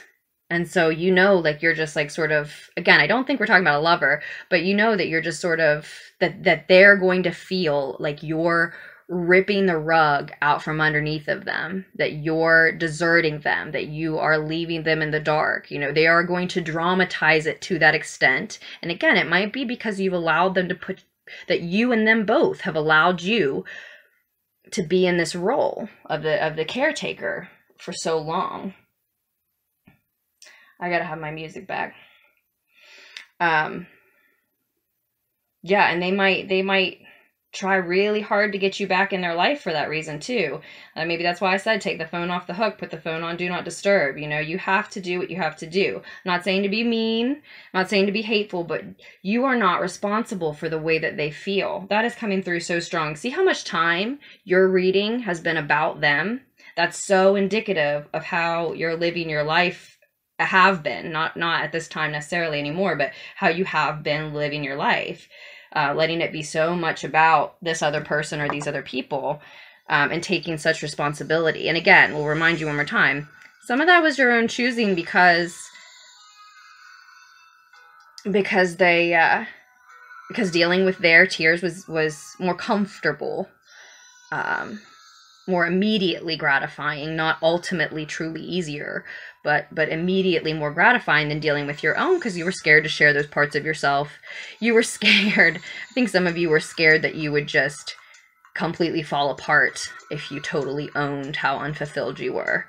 And you're finding that you're surprising yourself that that is not the case, that you can be down and still be courageous, that it is, again, okay not to be okay.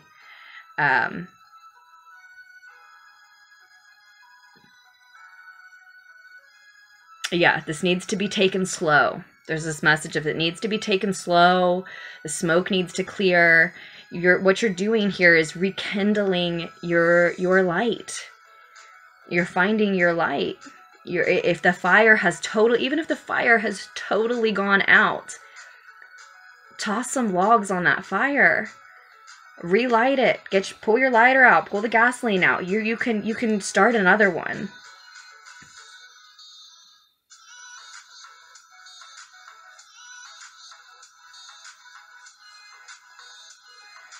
That's what's happening. So that's your advice too. Physically, literally, you are, even if it means you have to get away from people, take off or shut the phone off, whatever, you are busy rekindling your own light. Where's your happiness? Really, where is it? It's intertwined down in there with your courage. So taking this mask off and letting these tears fall and flow and be known, it is not going to make you fall apart. It's going to help you find that light.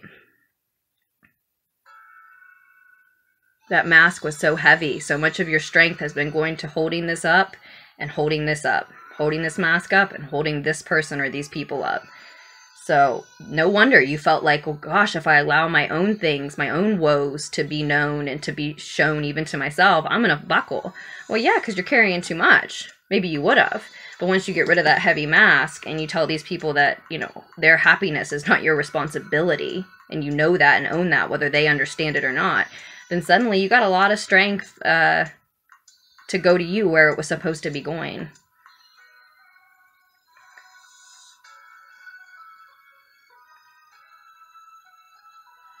So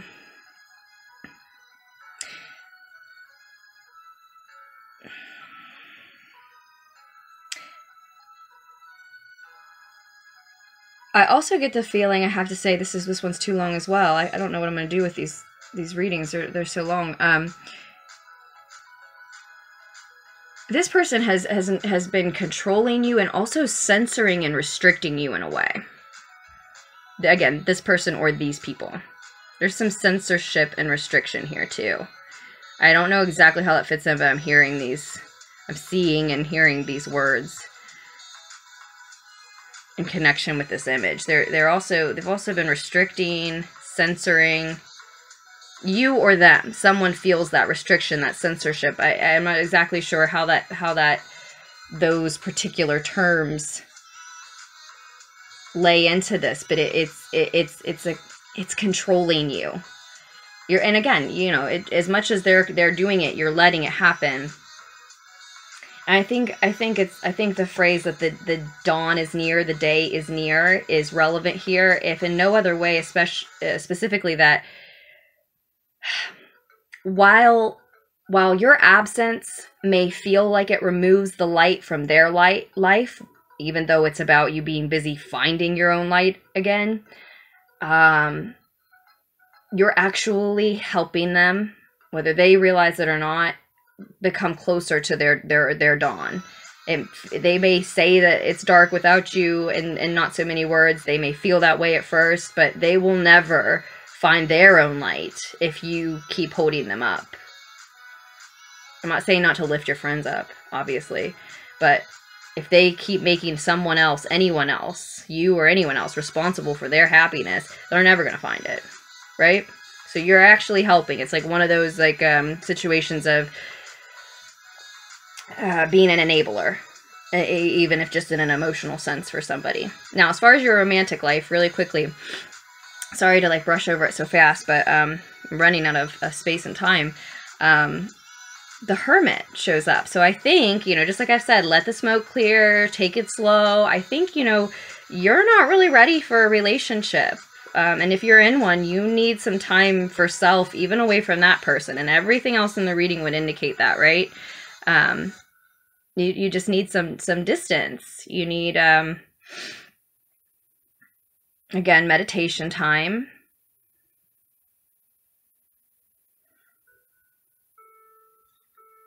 Contemplation time. Finding your inner wisdom.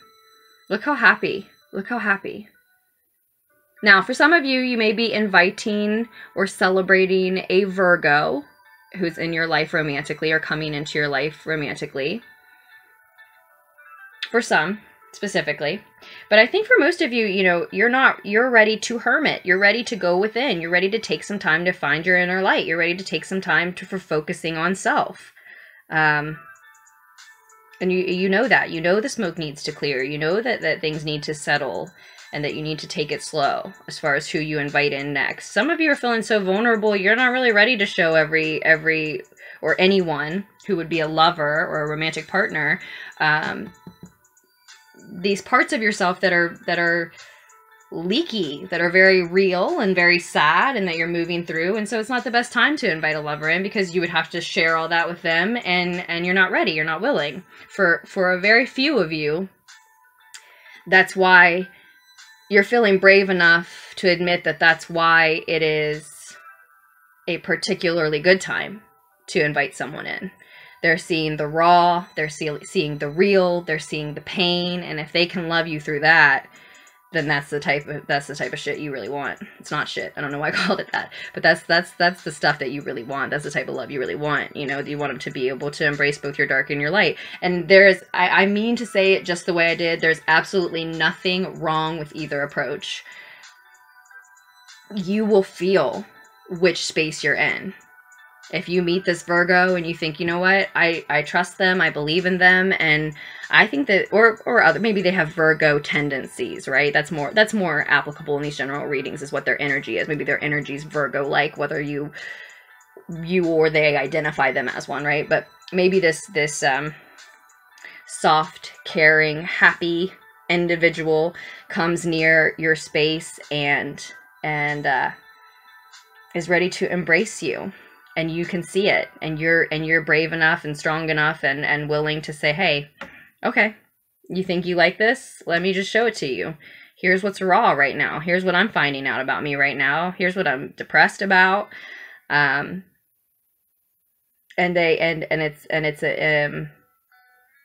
it's a good time for that reason. But for more of you, I see this going within. And moving away, again, moving away. So maybe some of you literally are relocating, but whether I keep saying and thinking staycation or vacation, whether you're traveling literally away or just emotionally distancing yourself from everyone, your advice here is also a card like that, the 8 of Water. That's the 8 of Cups or Chalices in a more traditional deck. It's noted as the 8 of Shells here, and it says Quest and Renewal, I believe, down there. A starfish. Some of you are Aqua Pisces. But this is your, and if you are, those are the parts of yourself. Take a look at your chart. If you are, those are the parts of yourself that you'll be learning about as you get away, and that the reading and the cards are encouraging you to learn about within yourself. I'm certain, I can't dive into all of that right now. We're already way over time, but I'm certain that would intertwine with this reading perfectly. Those pieces of you. But, yeah, you're advised to go on a quest and seek, again, renewal, that inner light. And you absolutely, like we were just talking about, you will find your emotional courage. Let go of that mask. Let go of this weight that doesn't belong to you. This weight that doesn't belong to you. Trust. Trust that you will be strong enough. Trust that even if you open up to somebody who you think can accept all of this pain, and then they don't, or then they are not right for you in some capacity, and you have to walk away from them as well, because the Eight of Shells can indicate that, you know, a lot of you will be walking away from a partner too, that you'll be advised to, that you'll be strong enough to handle that. Yeah, a lot of you are already with someone and you're going to say, I need time, I need space, I realize I've been carrying a bunch of weight that doesn't belong to me, I realize that I need to get in touch with what I want to create, where's my inner light, where's my happiness. And I'm not going to say they may not take kindly to it, but they just for one reason or another, they may be a personality type or at a place in their life where they aren't as accepting as they need to be. They can't understand it, they can't get on board, they can't let you have that time you need, and you may have to walk away from that person in some sense, at least for a time as well. But you want to trust that you have the strength to handle whatever the situation is. Whatever the situation is. That as you become more self-aware, you only gain in strength. Whereas in the past, clearly you've been wearing this smile because, like I said, you've been wearing this mask all the time because you were afraid that on some level, subconscious, unconscious, whatever, you've been afraid that owning that becoming more self-aware would actually weaken you somehow, some way, and it absolutely won't. And you just have to have faith and trust in the fact that becoming more self-aware, getting to know yourself and what you need better, even if it means shedding other people, even if it ultimately means that you'll be strong enough and stronger for it. You will be strong enough to handle it. You will be stronger for it. No doubt.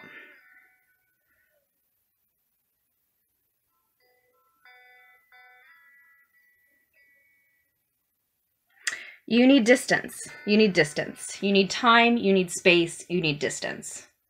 From the things you've been carrying that aren't yours. From the people you've been carrying whose happiness is not your responsibility. Even from relationships that have been completely fine, that have seemed completely healthy, even while you know that you weren't completely emotionally healthy yet. Even for the ones that have seemed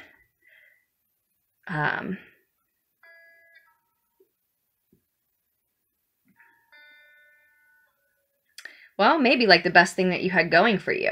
For a lot of you, they may have seemed like the best thing you had going for you, but whether they will endure your time away from other matters to investigate self or not, you need that time, that space, that distance. You just do. It's a time for you to get in touch with yourself, and you can't do it. You can't do it with someone else breathing down your neck or putting any sort of extra weight on you. And I see you taking it. I see it as in your advice. It is advice here in this one card, but I see you taking it. I get the feeling from this reading that you are going to take it as you should, and you deserve it. And for a few of you, this partner is going to be quiet and courageous, just like you're shifting into being, and they've helped that shift take place in you. They've helped you see that. For a few of you, you've got such an understanding, maybe long-term partner that they're going to say, take your time, focus on you, let me know, I'll be here. I understand what it's like to be a human being, and that everybody needs to do that sometimes. So for a few lucky members of group number 2, you've got a partner who will wait to see what is there when the dust settles, when the smoke clears for you. So with that, good luck, group 2. If you need further clarification, just check out the description below. My email and all the links for all my services are down there. Thank you so much for liking and subscribing and letting me know how the reading resonated, if it did. Thank you for all your other contributions to Lunatics Tarot as well. Welcome, Lunatics, and I hope you make very wise choices for yourself moving forward. Okay, group 3. Group 3, you had Death, Ariadne. You've got Death twice. Group 3, there may be a lot of Scorpio in your chart. If not, there may be a lot of Scorpio in your immediate space, but on your mind and in your heart. in your mental space, in your heart space, whether it's your own Scorpio energy or someone else's. Okay, now this one's going to be particularly concise. We're going to move right through it. We're going to hit all the points. We know what we're talking about, and it's got to be a lot more concise because we're almost 2 hours in and we're only halfway through. Can I post a 4-hour video? Would it take 4 days? Okay. 3.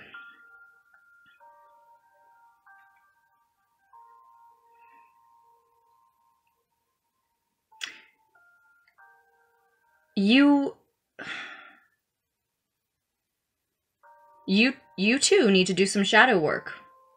And the parts of you that you are trying to find feel like they're at the center of a maze that you're trying to work your way through.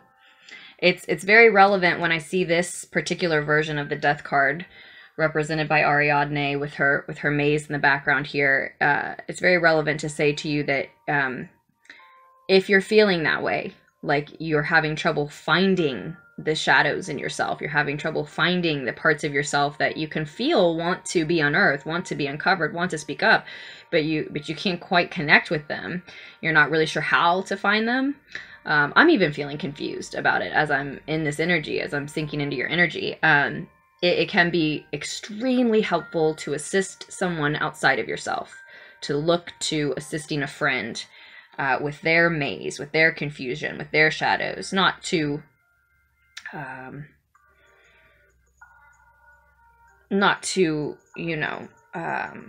think of the word I want, but not to press yourself on somebody. Don't push yourself on somebody. Don't, insist on them opening up and making them share with you. But if they are wanting to share with you and wanting your help, and you're confused about how to help yourself at this time, it can be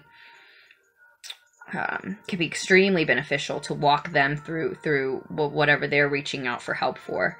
Now in group 2, we were talking about someone around them having a victim mentality. So if it's someone that consistently drains you, then that's not who I'm talking about. I'm not saying to continue to let someone who consistently drains you of energy and is always asking for help and assistance to keep doing that. And that's not what we mean here. But you're going through a transformation. Now that's what all these readings are about, really are our shifts. But you have the Death card twice. You have the transformation card twice. So this is the most major transformation actually that I've seen so far. I mean, everybody's having internal shifts mentally, physically, emotionally, so internal and external shifts, but you're changing into someone else. You're not just uncovering parts of you. You're not just getting in touch with your emotional side or getting in touch with your pain. You are completely morphing into a new creature. You're realizing you have become someone else and you're ready to fully live as that person. But as you stand up and look into the mirror, or get out of bed one morning and look into the mirror and I mean this sort of metaphorically, of course, but as you look and see like, wow, I'm completely a new person. I am not who I thought I was, or life has happened and I am the way I think is changing and the way I feel is changing. And so I look and I see a different person than I ever saw. That may be why there's a maze. That may be why it's particularly confusing, because you may not feel, I don't think you feel uncomfortable, actually. I really don't think you feel uncomfortable, but you just don't really know everything about this person and their way of life yet. And that may be why you feel that you're in this maze as far as getting in touch with particularly some of your darker aspects, the things that you've tried to hide. Probably the things that were the catalyst for this transformation and for this change. And you're wondering, like, how did that happen? Why did that happen? What needed to shift deep within inside of me that created just a complete transformation?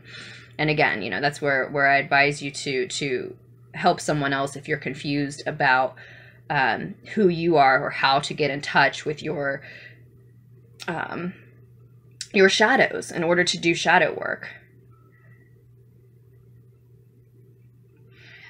So that, I think that in itself is the major transformation for a lot of you. A lot of you that chose group 3 have never done shadow work, or have never done shadow work to this extent that you're finding you need to do it now, or want to do it now, or are led to do it now. And Ariadne is giving you a clue, a hint, a helpful suggestion with her yarn that she's holding. Before you embark on that journey of uncovering why certain aspects of you have always remained hidden, have always felt uncomfortable to you, have always been something you didn't understand, weren't interested in, or certainly didn't want to see and share with other people. Why? How did they develop? And what's the reason? What's the root? What relationship or lack of relationship led to that in your life? You want to first at least know this new version of yourself well enough that you have that thread to hold on to. You have that yarn. Something about who you are, or what defines your life, what's important in your work, in your relationships, in your life in general, that grounds you. What will lead you back out of that dark, confusing maze when you get lost in it? Because a lot of you very well may.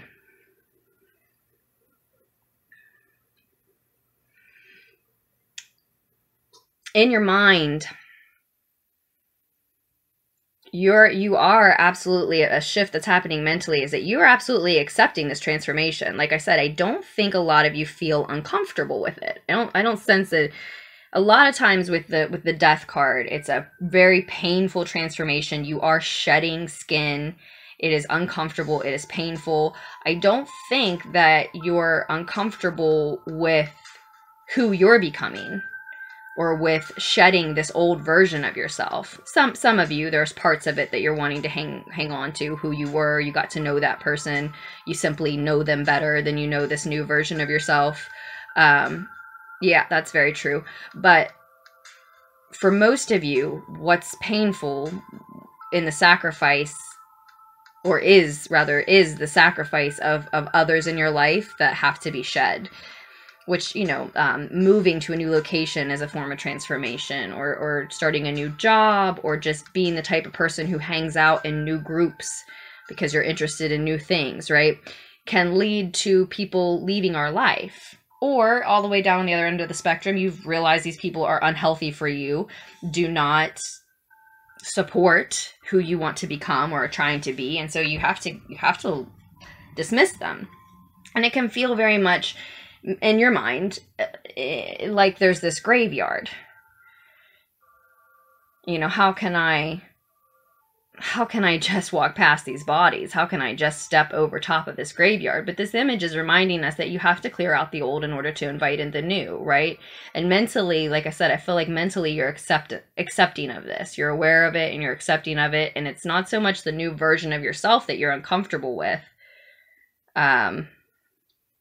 But it's shedding these people that are littering this graveyard, letting them go, spending less time with them at least. Or like I said, if they're all the way down on the end of the spectrum of being outright unhealthy for you and you're realizing it in this new skin of yours, maybe just completely killing the relationship, just dismissing it. And anybody, exceptions to every rule, but most anybody with a heart and a soul who's a feeling person couldn't just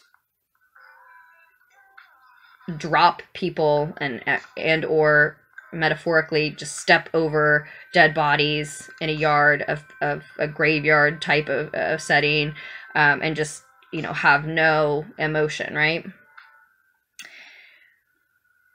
So most anybody is going to I get the feeling that if you look down and you focus though on those people that you're losing, that you could stay lost in that maze is what we're looking at. Yep. Yeah. A lot of physical confirmation here.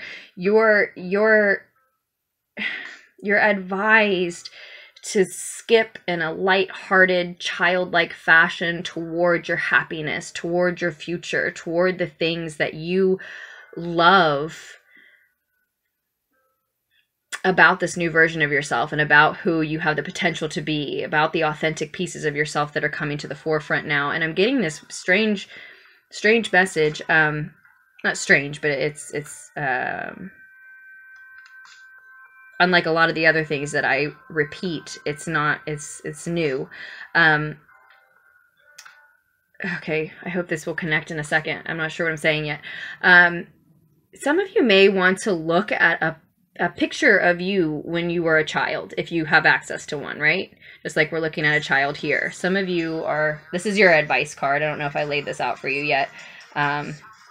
This is your mind, your body, your heart.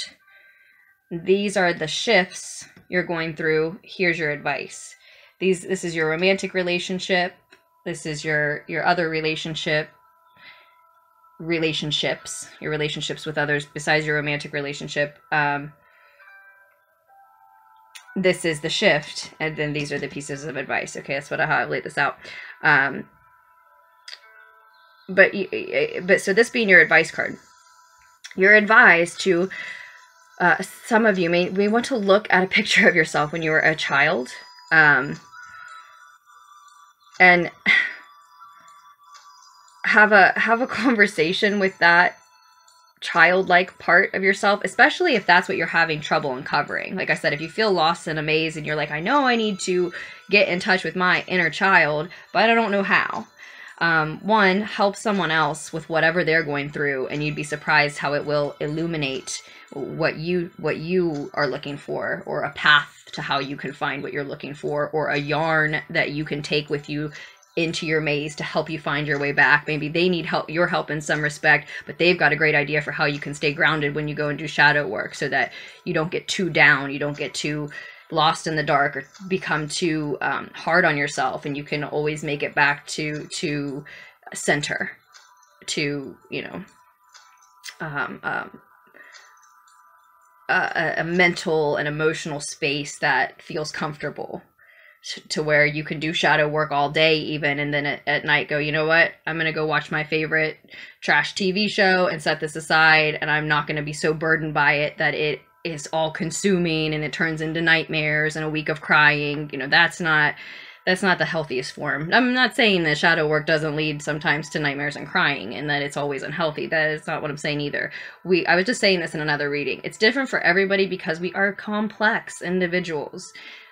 The human brain is so complex. And then add to that the layers of our physicality and our spiritual life, our emotions. We're so complex. So it's gonna be different for all of you, and because it's different for everybody, and there's no guidebook, there's no rule book, there's no set of instructions. That's exactly why you need some part of your own life, of who you are, that you know and love well enough that you can use it to pull you back to center, to a healthy space when you're just done with it. Like, this is a weird example too, but like if you've ever tripped on any kind of psychedelic, sometimes it's like that with shadow work, where it's like you suddenly feel like you find yourself in the middle of a bad trip. And I've heard descriptions of bad trips that are beyond anything I've ever experienced. So I'm sort of just using this as an example that I think I can grab a hold of here for you. But whether you've psychonauted or not, that's something you hear from people, that it can be a really bad trip. Now, when somebody has taken a substance, right? Or even just if you've been really drunk, right? You could use that too. Even if you've just been really drunk. If you've taken some kind of a substance that puts you into a state, it can seem and actually be damn near impossible to just snap your fingers and not feel that way anymore. I actually think that's, side note, I think that is actually more of a possibility with psychedelics than it is with alcohol. When you're just drunk and in a stupor, how often can you say, I want to just be sober now? It seems physically impossible, and so in every instance in my life that I've ever seen or experienced, it has always been impossible to just, I'm not drunk anymore. You can pretend for a second, right? But you can't really like just be back in your normal state. But when you're choosing to go into this type of emotional, mental work, you should be able to say, okay, I'm done with this right now. It's too much. It's too heavy. It feels like a bad trip. It feels like It's not something that I want to continue to do all night or all week. I need a break. You should be able to do that. If you're so adept at that type of work that you're saying to me like, well, not always, well, then you're really adept at that type of work, right? Then you're really, but for people who are just embarking on it, and like I said, I think that that is the shift happening for a lot of you here at the center, is that you're deciding, I'm ready to do some shadow work. I know it's going to help me evolve and I'm ready. Yeah, it can get to a point where you need to say, okay, I'm ready to put a bookmark in this and come back to center and set it down for a while. I have dinner plans. I don't want to cry through dinner or whatever, right? Maybe if you help someone else with whatever their issue is, there'll be someone who you can open up to and can say, oh, I have like the perfect grounding technique for when you're doing work like that. And they're your friends, so they know you personally, and they might have just the perfect suggestion for how you can move through that work. And with, you know, the perfect suggestion for what you can use as your yarn to take into that work with you to guide you back.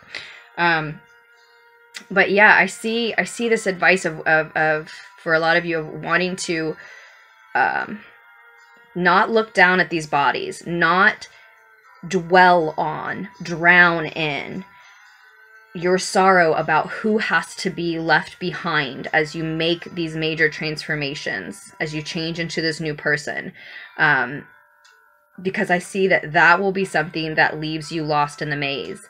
And I think, and I lost my train of thought a while ago, I'm sorry, but I think a lot of you want to look at a picture, again, a picture of yourself from when you were a child, or if you, I don't know who, you know, doesn't have access to one, but if you absolutely don't have access to one, then, you know, sketch one, sketch what you thought you looked like, or something. But you may want to like have an actual conversation with your child self. And I'm getting the message of looking at a picture to make it real, but you could do that in your own mind too, right? You can picture yourself as a child, but have a conversation with that child where you bring it up to speed on where your life is currently, where you say, for example, I'm going to put you through a lot.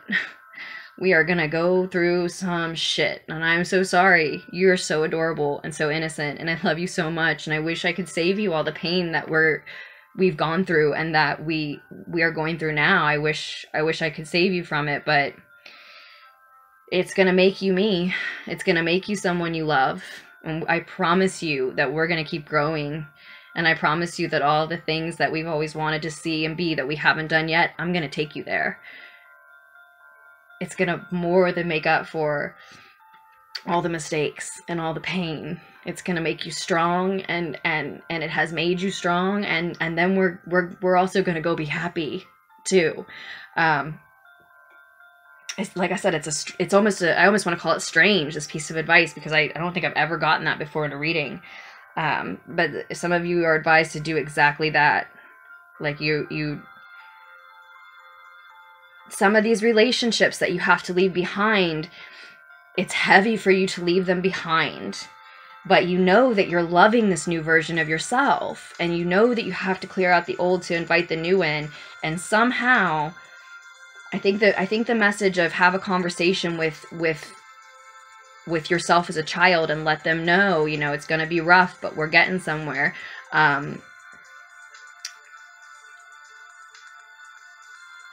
Somehow these relationships are blocking, have to be stepped over, have to be left behind. You have to create at least some distance there, because they're what's blocking you from seeing how to get in touch with your inner child, your inner light. It is what's stopping you from getting to that part of you.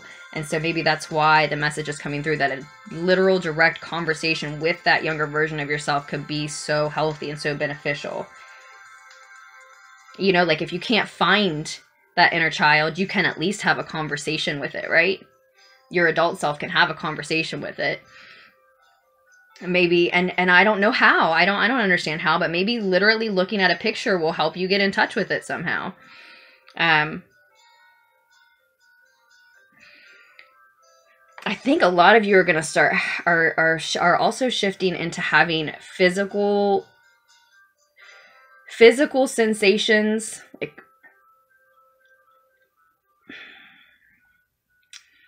emotional sensations that you don't understand, and it's because your empathic abilities or your clairsentient abilities are waking up, and you don't understand what you're feeling. You're going to be feeling other people's feelings, and that can be part of the maze. That's part of the confusion. That's part of the reason why you cannot, oh, hear me now. That's a big part of the reason why, yeah, this is what this message is about for you guys. Okay, that's a big part of the reason why your transformation that you're undergoing currently is a lot about you realizing your empathic abilities and your clairsentient abilities. Some of you have already known they were there, and now they're deepening. Okay, and I'm speaking to someone who's still learning about their own, and mine are still deepening. So, you know, take it for what it's worth. It's from somebody who's also still doing the exact same amount of work. But that's exactly what this transformation is about, is a lot of what it's about.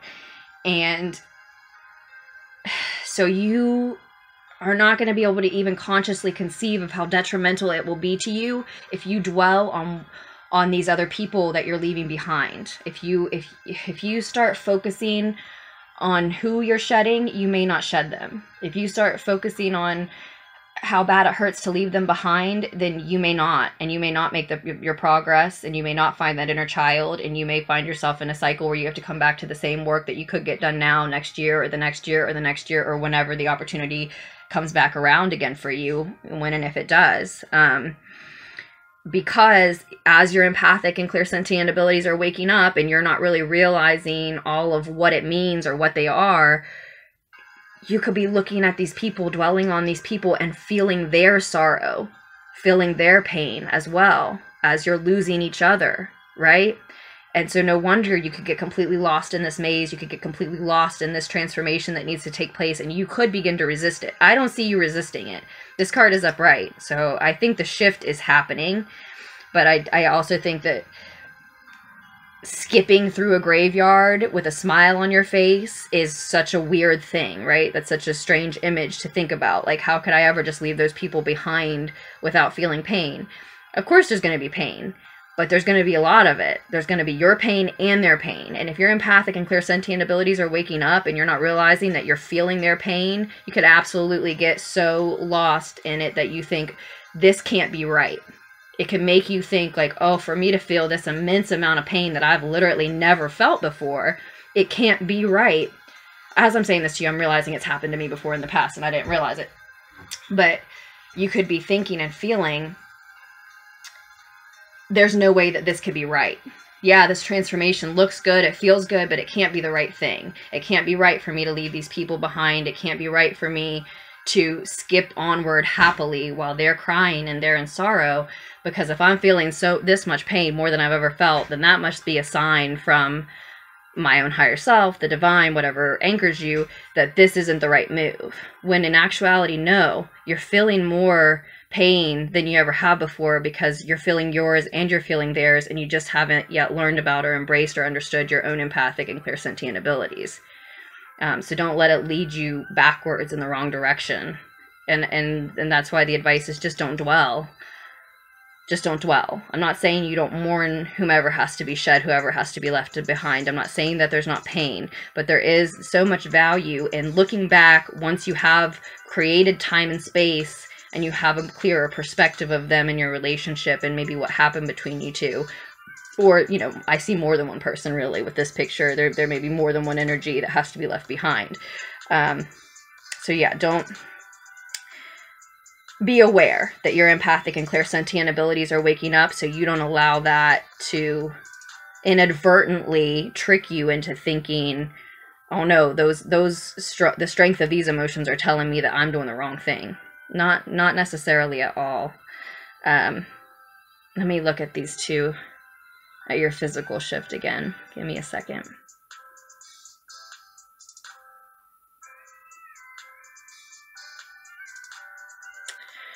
So, you know, and for those of you who are completely not relating, you know, this is also just a very intuitive woman. It may read to you like that at first. I think empathic and clairsentient abilities are coming. And I think that you have got to learn how to put those boundaries up. This is mine and this is someone else's. Which for me, personally, a little advice, for me, that involves intertwining or allowing really your cognitive parts and your emotional parts to communicate. I mean, it literally comes down to being mindful enough to say, okay, what am I feeling right now? And then when you can get a breath out of the emotion, to be mindful enough to go, does that make sense? Just literally straightforward, does that make sense for me to feel? Do I normally feel that way? Why would I feel that way? Because sometimes when just those two simple questions will be enough to go for you to realize, oh, that doesn't belong to me. That's not mine.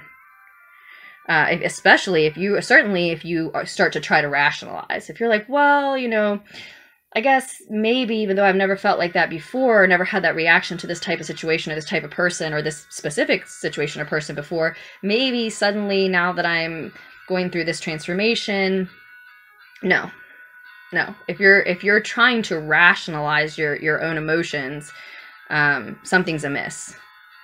Either allow yourself to again have some space and distance from those things as well, and come back to them with a fresh perspective where they make more sense, or allow the truth to be realized, and you'll feel it, that it's not yours. If you think, oh, I don't think this is mine, and you say, this isn't mine, and you feel the truth in your body,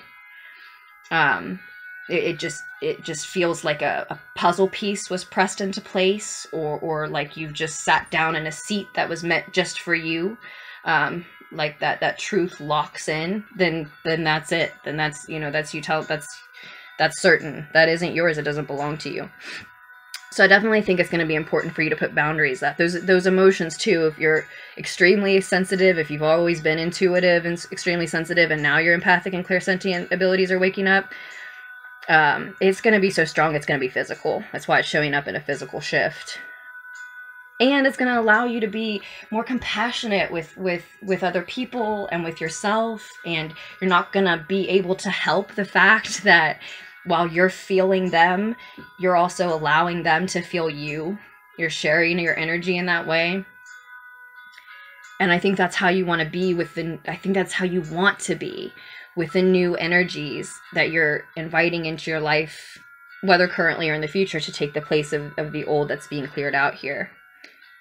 And you've got love as your advice.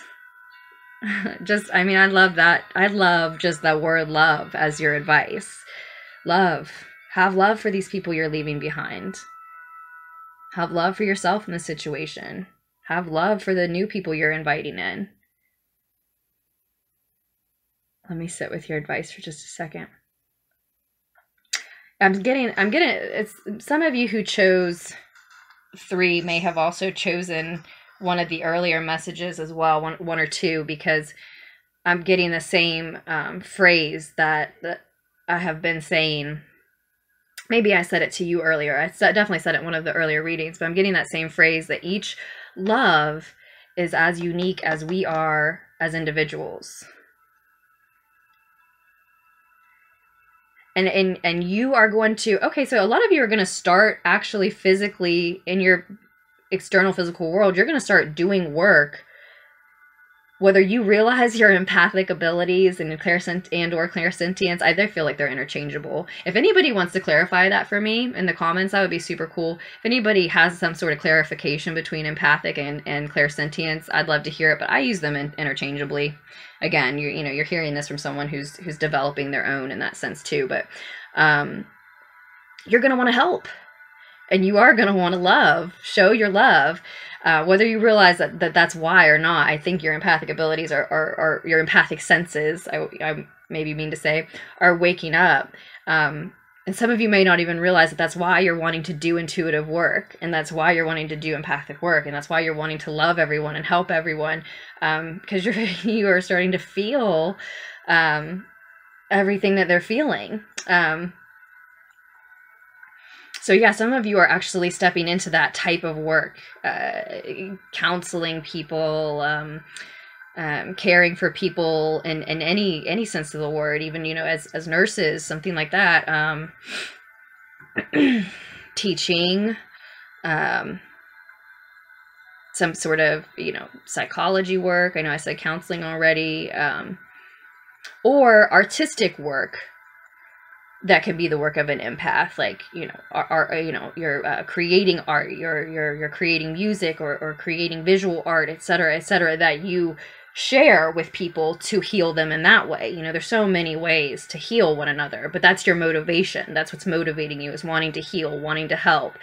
And you can go into any type of work with the intention of, I'm going to use these skills and use this position to help people.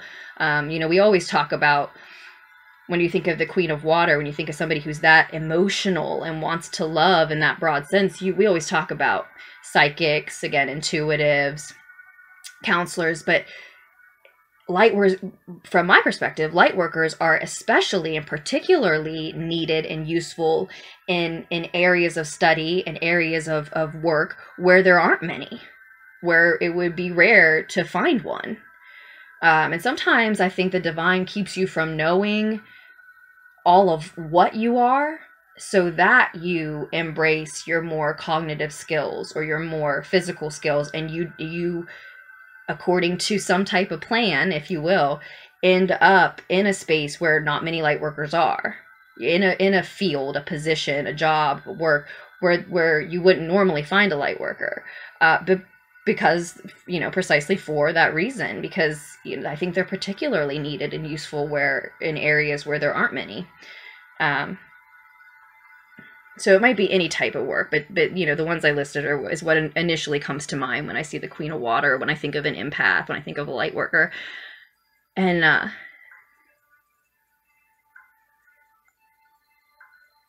why am I seeing know all?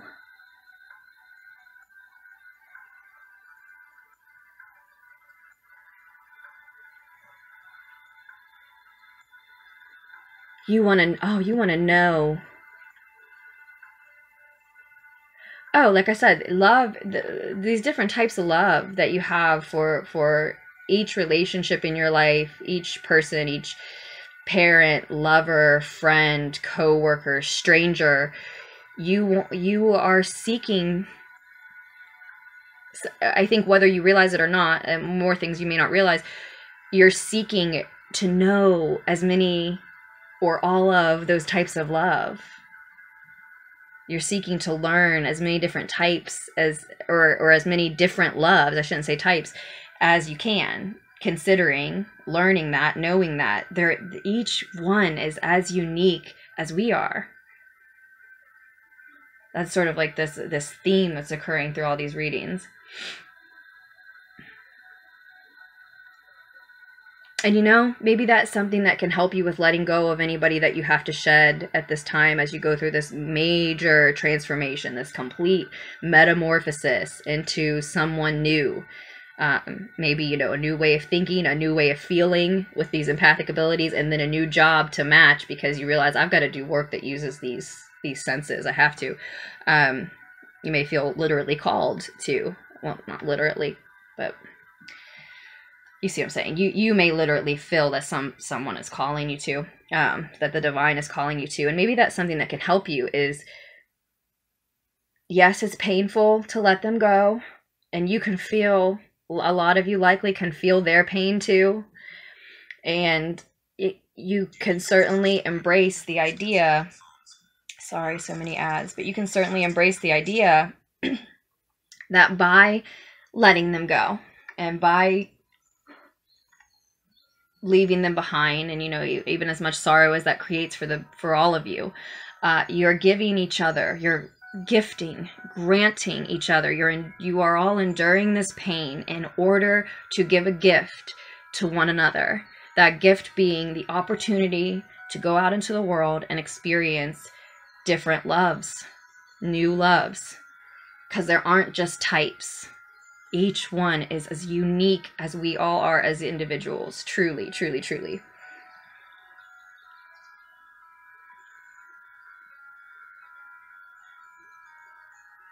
So, let's speak to these other relationships, right?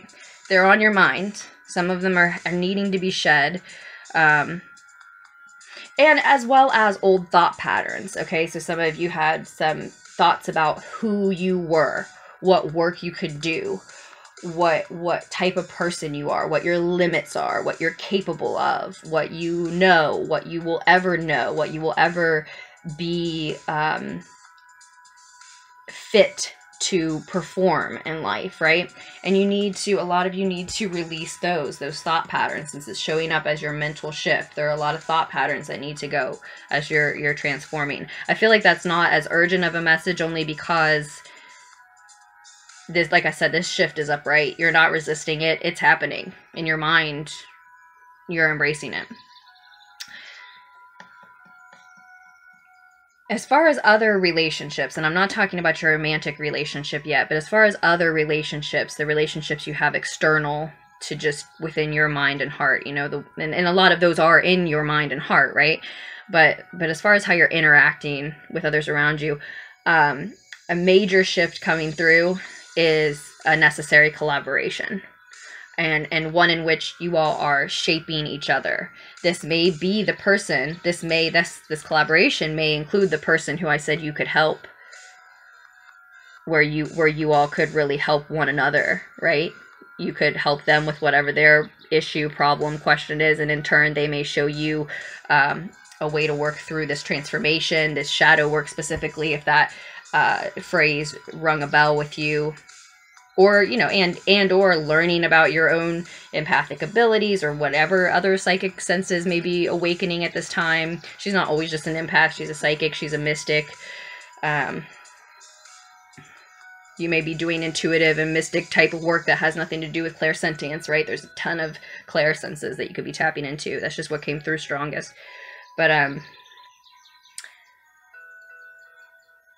yeah, it may be a necessary, I said that intentionally. It may be a necessary collaboration. It may not be one that some of you might. I hope you do. I hope you feel it's a playful collaboration. I hope you love working with these people and you love these personalities. But for some of you, you'll be enduring it. For a lot of you, well, what we can say is that the collaboration is certainly necessary. It may only be necessary, right? Hopefully it's also fun and you make friends with them. But at first, all we can say is that it's necessary. And it won't necessarily grow beyond that for all of you. It may just remain something that needs to happen. But I don't get the feeling from it that it's like too bad. I don't think that it's uncomfortable. I don't think you hate it. And you can see in this card clearly, I won't even explain, but how they are shaping each other. Literally shaping each other, right?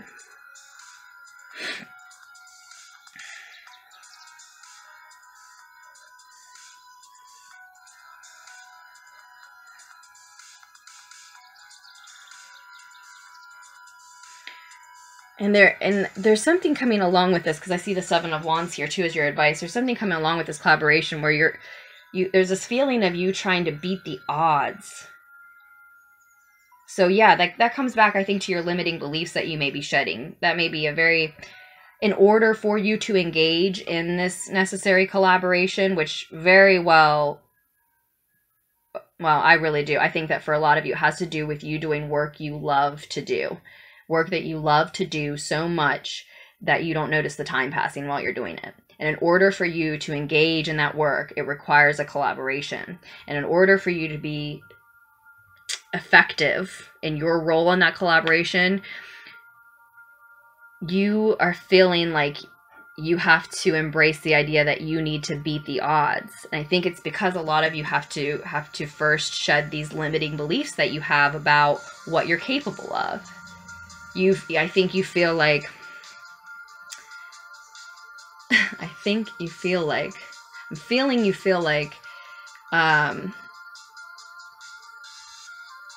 someone like you, or someone with your background, or someone who went to school, for example, for what you did, isn't likely to excel in this setting at this work, but you love to do it.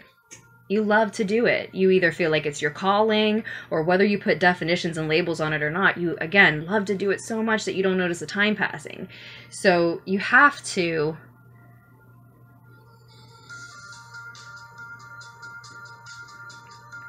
you'll have to shed those limiting beliefs about the fact that it's not work that's fit for you. It's not necessarily, it doesn't necessarily make you feel like you're standing on solid ground, right? But if that is the perspective that you have to take, if that's the way that you overcome that train of thought, is to say, you know what, maybe it is against the odds, but I'm gonna beat the odds, then hey, whatever paves your path forward, whatever you use as a weed whacker, whatever clears your path for you. Some of you, the transformation will happen first mentally, where you realize, I have to say it that way, where you realize that statistics really don't mean shit, that there are outliers in every area of life. Maybe read that book, The Outliers. It's entertaining. It's well, more, it is entertaining, but more so the word is, it's informative. But there are outliers in every area of life. It really means nothing that you can't see an example of someone having done what you did, or what you want to do. Just because you don't see someone who's done it before, you don't see an example, that just means that you're just about to do something brilliantly unique, right? And people do brilliantly unique things every day. So you can twist those statistics around to look at them anyway. Some of you are going to pave your way forward that way. You're going to allow that shift to happen, where you say, I'm going to quit telling myself that this isn't fit for me, and just, you know, be who I am. But others of you, the only way you will be able to wrap your mind around it is to say, well, this is against the odds. Yes, it is, but I'm going to beat them. You know, whichever way, again, whichever paves your path forward. But you're definitely advised with the Seven of Wands to defend the dream that inner child is skipping toward, is running towards, is happy about, in spite of the fact that it means leaving certain energies behind. I think I think for a lot of you, the reason that I got the message about look at a picture of you as a child is because there's a part of your inner child that's been lost for a long time. You know, you're kind of emerging from the woods a little scratched up here, a little bit beaten up, because it's been buried, it's been suppressed, it's been lost. And if that inner child can find its way out of the woods, if that inner child can beat those odds, right? Conversation with it, because maybe having that conversation with that inner child is going to make you realize, wow, if that inner child can beat those odds, then, you know, what the hell can't I do? That child is me. Yeah, definitely I see a healer's work coming through here. That's what I wanted to say earlier. I said light worker, intuitive, psychic, mystic, you know, but you're healing in some sense. And again, you could find light workers in any area of work. But you're seeking to heal. You're seeking to know different new types of love. And experience love in all ways, in all of its forms. And you're advised to continue to seek that, to continue that journey. The only real obstacle I see here so far is, you know, this tendency of empaths, whether you feel like your empathic abilities are waking up or not, this tendency of empaths to get lost in other people's emotions. I definitely think that's why there's a maze here on your death card in this message.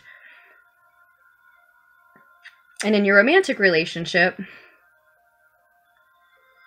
or that area of life, whether you're actually engaging in one currently or not, it's lacking some enthusiasm.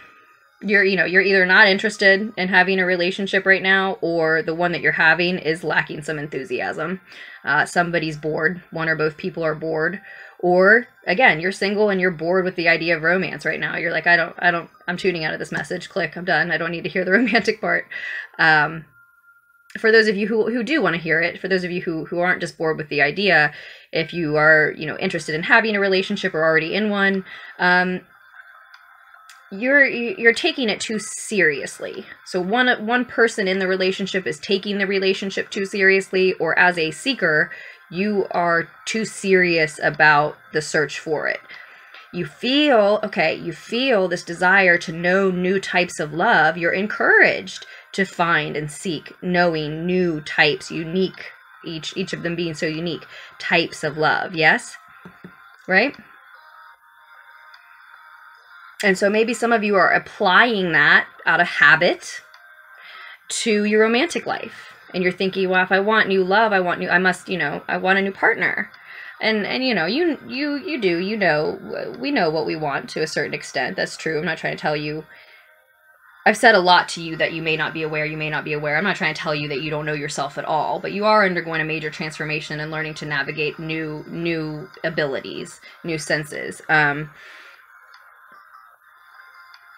But even if you're right, even if you're ready, and you are ready for also a new romantic partnership, you're being maybe too serious about the qualities you're looking for, being too strict about that, or too serious about the time frame that you need it within, or what a detriment it is to your life that you don't have it currently. You know, something like, in some way, the phrase "too serious" keeps coming to mind. Maybe boredom isn't quite right for all of you. It's just creating a stagnation that is consequently kind of boring. Any stagnation is, right?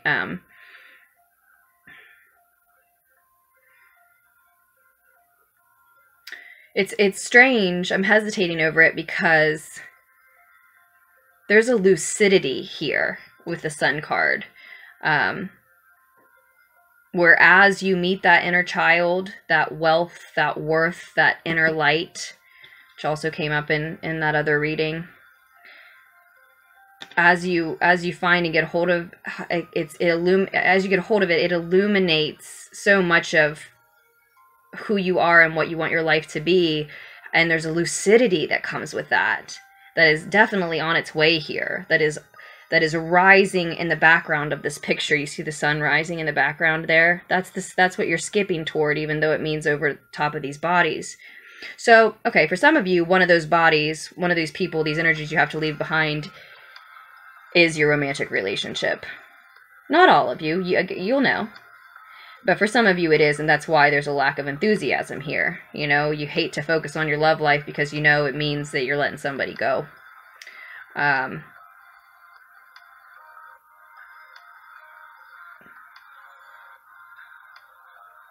So we have a lack of enthusiasm, and then as the advice we have energy and results. And the eight of acorns, that's the 8 of wands, the 8 of rods, and more traditional decks. This is the 8 of fire.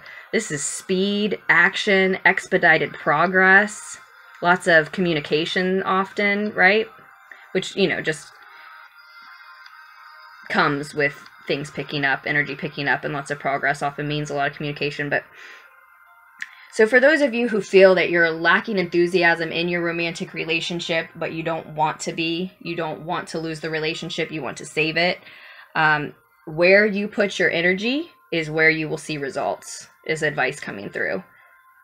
I'm not saying I can't promise you, obviously no one can promise you that you can save it. If you feel that someone in the relationship is bored, that it's been lacking energy, I'm not promising you that, you know, you can absolutely save it, but you absolutely have a better chance if you put some energy into it, if you put some effort into it, right?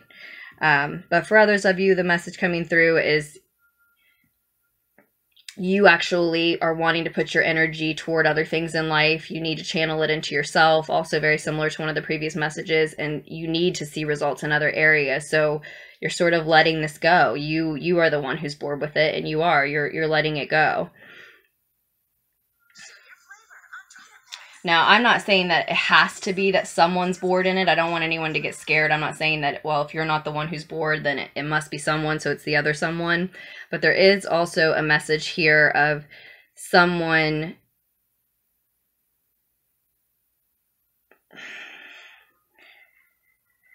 there's such a mixed bag of messages here. For some of you, there is someone else. For some of you, there's more than one person involved in the situation. Likely that message is for people who already know that. I can, as I'm saying it, I can feel your reaction of like knowing that already. Like, well, yeah, no shit, Sherlock. There's been a 3-party situation for a while. And to the, you know, I mean, I feel like I'm sitting in your energy. For those few of you that applies to, maybe it's more than a few, but for those of you that applies to, I can feel that energy. I'm sitting in it, and there isn't any. That's why you feel bored. That's why you feel stagnation. That's why you feel frustrated. And that's absolutely why your advice is to put your energy into something you can actually see results in. The type of relationship you can see results in. The type of work you can see result in, the type of friendship, the type of collaborations, the work on yourself that you can see result in, even if you're not ready for another relationship with someone else. And if that's what you're coming out of, you know, I'm not advising you to jump into something new for sure. But I think that the discovery and enthusiasm that's noted on this, even though I'm showing it to you up right now, of course, I think that the discovery and the enthusiasm is relating back to this seeking to know all different types of love. For a lot of you, you're needing to seek and learn new, unique types of love because you don't know what you want. You're not sure. You love the parts of you, the authentic parts of you that are shining through. You love who feels like you're becoming. But as I said at the beginning, it's a transformation. So you're completely someone new, and you don't know all of that person or what they want or need yet. And you're not even completely sure why you feel bored and unenthusiastic towards your current romantic situation, whether it's a 3-party, a 2-party, or it's just you. And I'm sensing that. I'm sensing some confusion. I think, and I'm going to apologize again, I think that's why I've said so many times, even if you're not aware of it, you are aware that you're a little confused. You're not unhappy, maybe sad about these energies you're shedding, but you're not unhappy about who you're becoming. You're just a little lost about it still. And so that's exactly why you want to seek out these new types of love, because maybe specifically in terms of a romantic partnership, you need to experience new ones because you're not sure of all what's out there. So how could you know what you really want, what you really need in terms of what all is out there? If you're someone who's in a 3-party situation and you know it and it's boring to you and it doesn't excite you, ditch it. Like, I can't tell you what to do, and I'm not, but I just sat in that energy for a second, and there's nothing in me that wouldn't ditch that situation. Like, it's just, that's the only thing then. If that's your truth, if that's your truth, that's the only thing that's keeping you stagnant. It's the only thing that's keeping you bored at a time when you want to and have the ability to be everything opposite of that.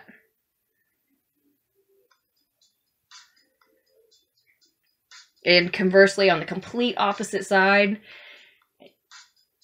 if you're interested in having a relationship but you don't have one, put energy into it. Where you put your energy, you'll see your results. And my first piece of advice is put energy into being the type of person that you want to find, into emitting the type of emotion, the type of frequency, the type of honesty, maybe the type of vibe that you want to meet.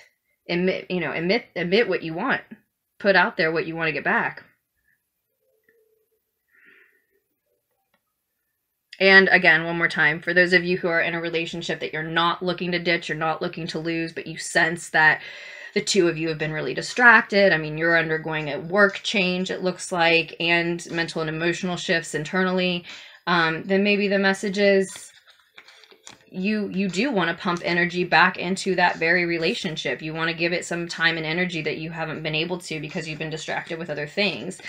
It's tricky. It's difficult. Just, all life is at certain parts. So, no one can tell you whether it's more important for you to focus on yourself, finding your own inner light, your own inner child, having that conversation, or your relationship. And it usually, it doesn't have to mean that you have to choose one or the other. And each situation is going to be unique. Just like each love is complex and unique. Each person is complex and unique. There's just as many unique messages coming through here. Each situation is going to be unique. Some of you can split your energy. Some of you will have to decide And I think that that's why the advice is to own the fact that where you put your energy is where you will see your results.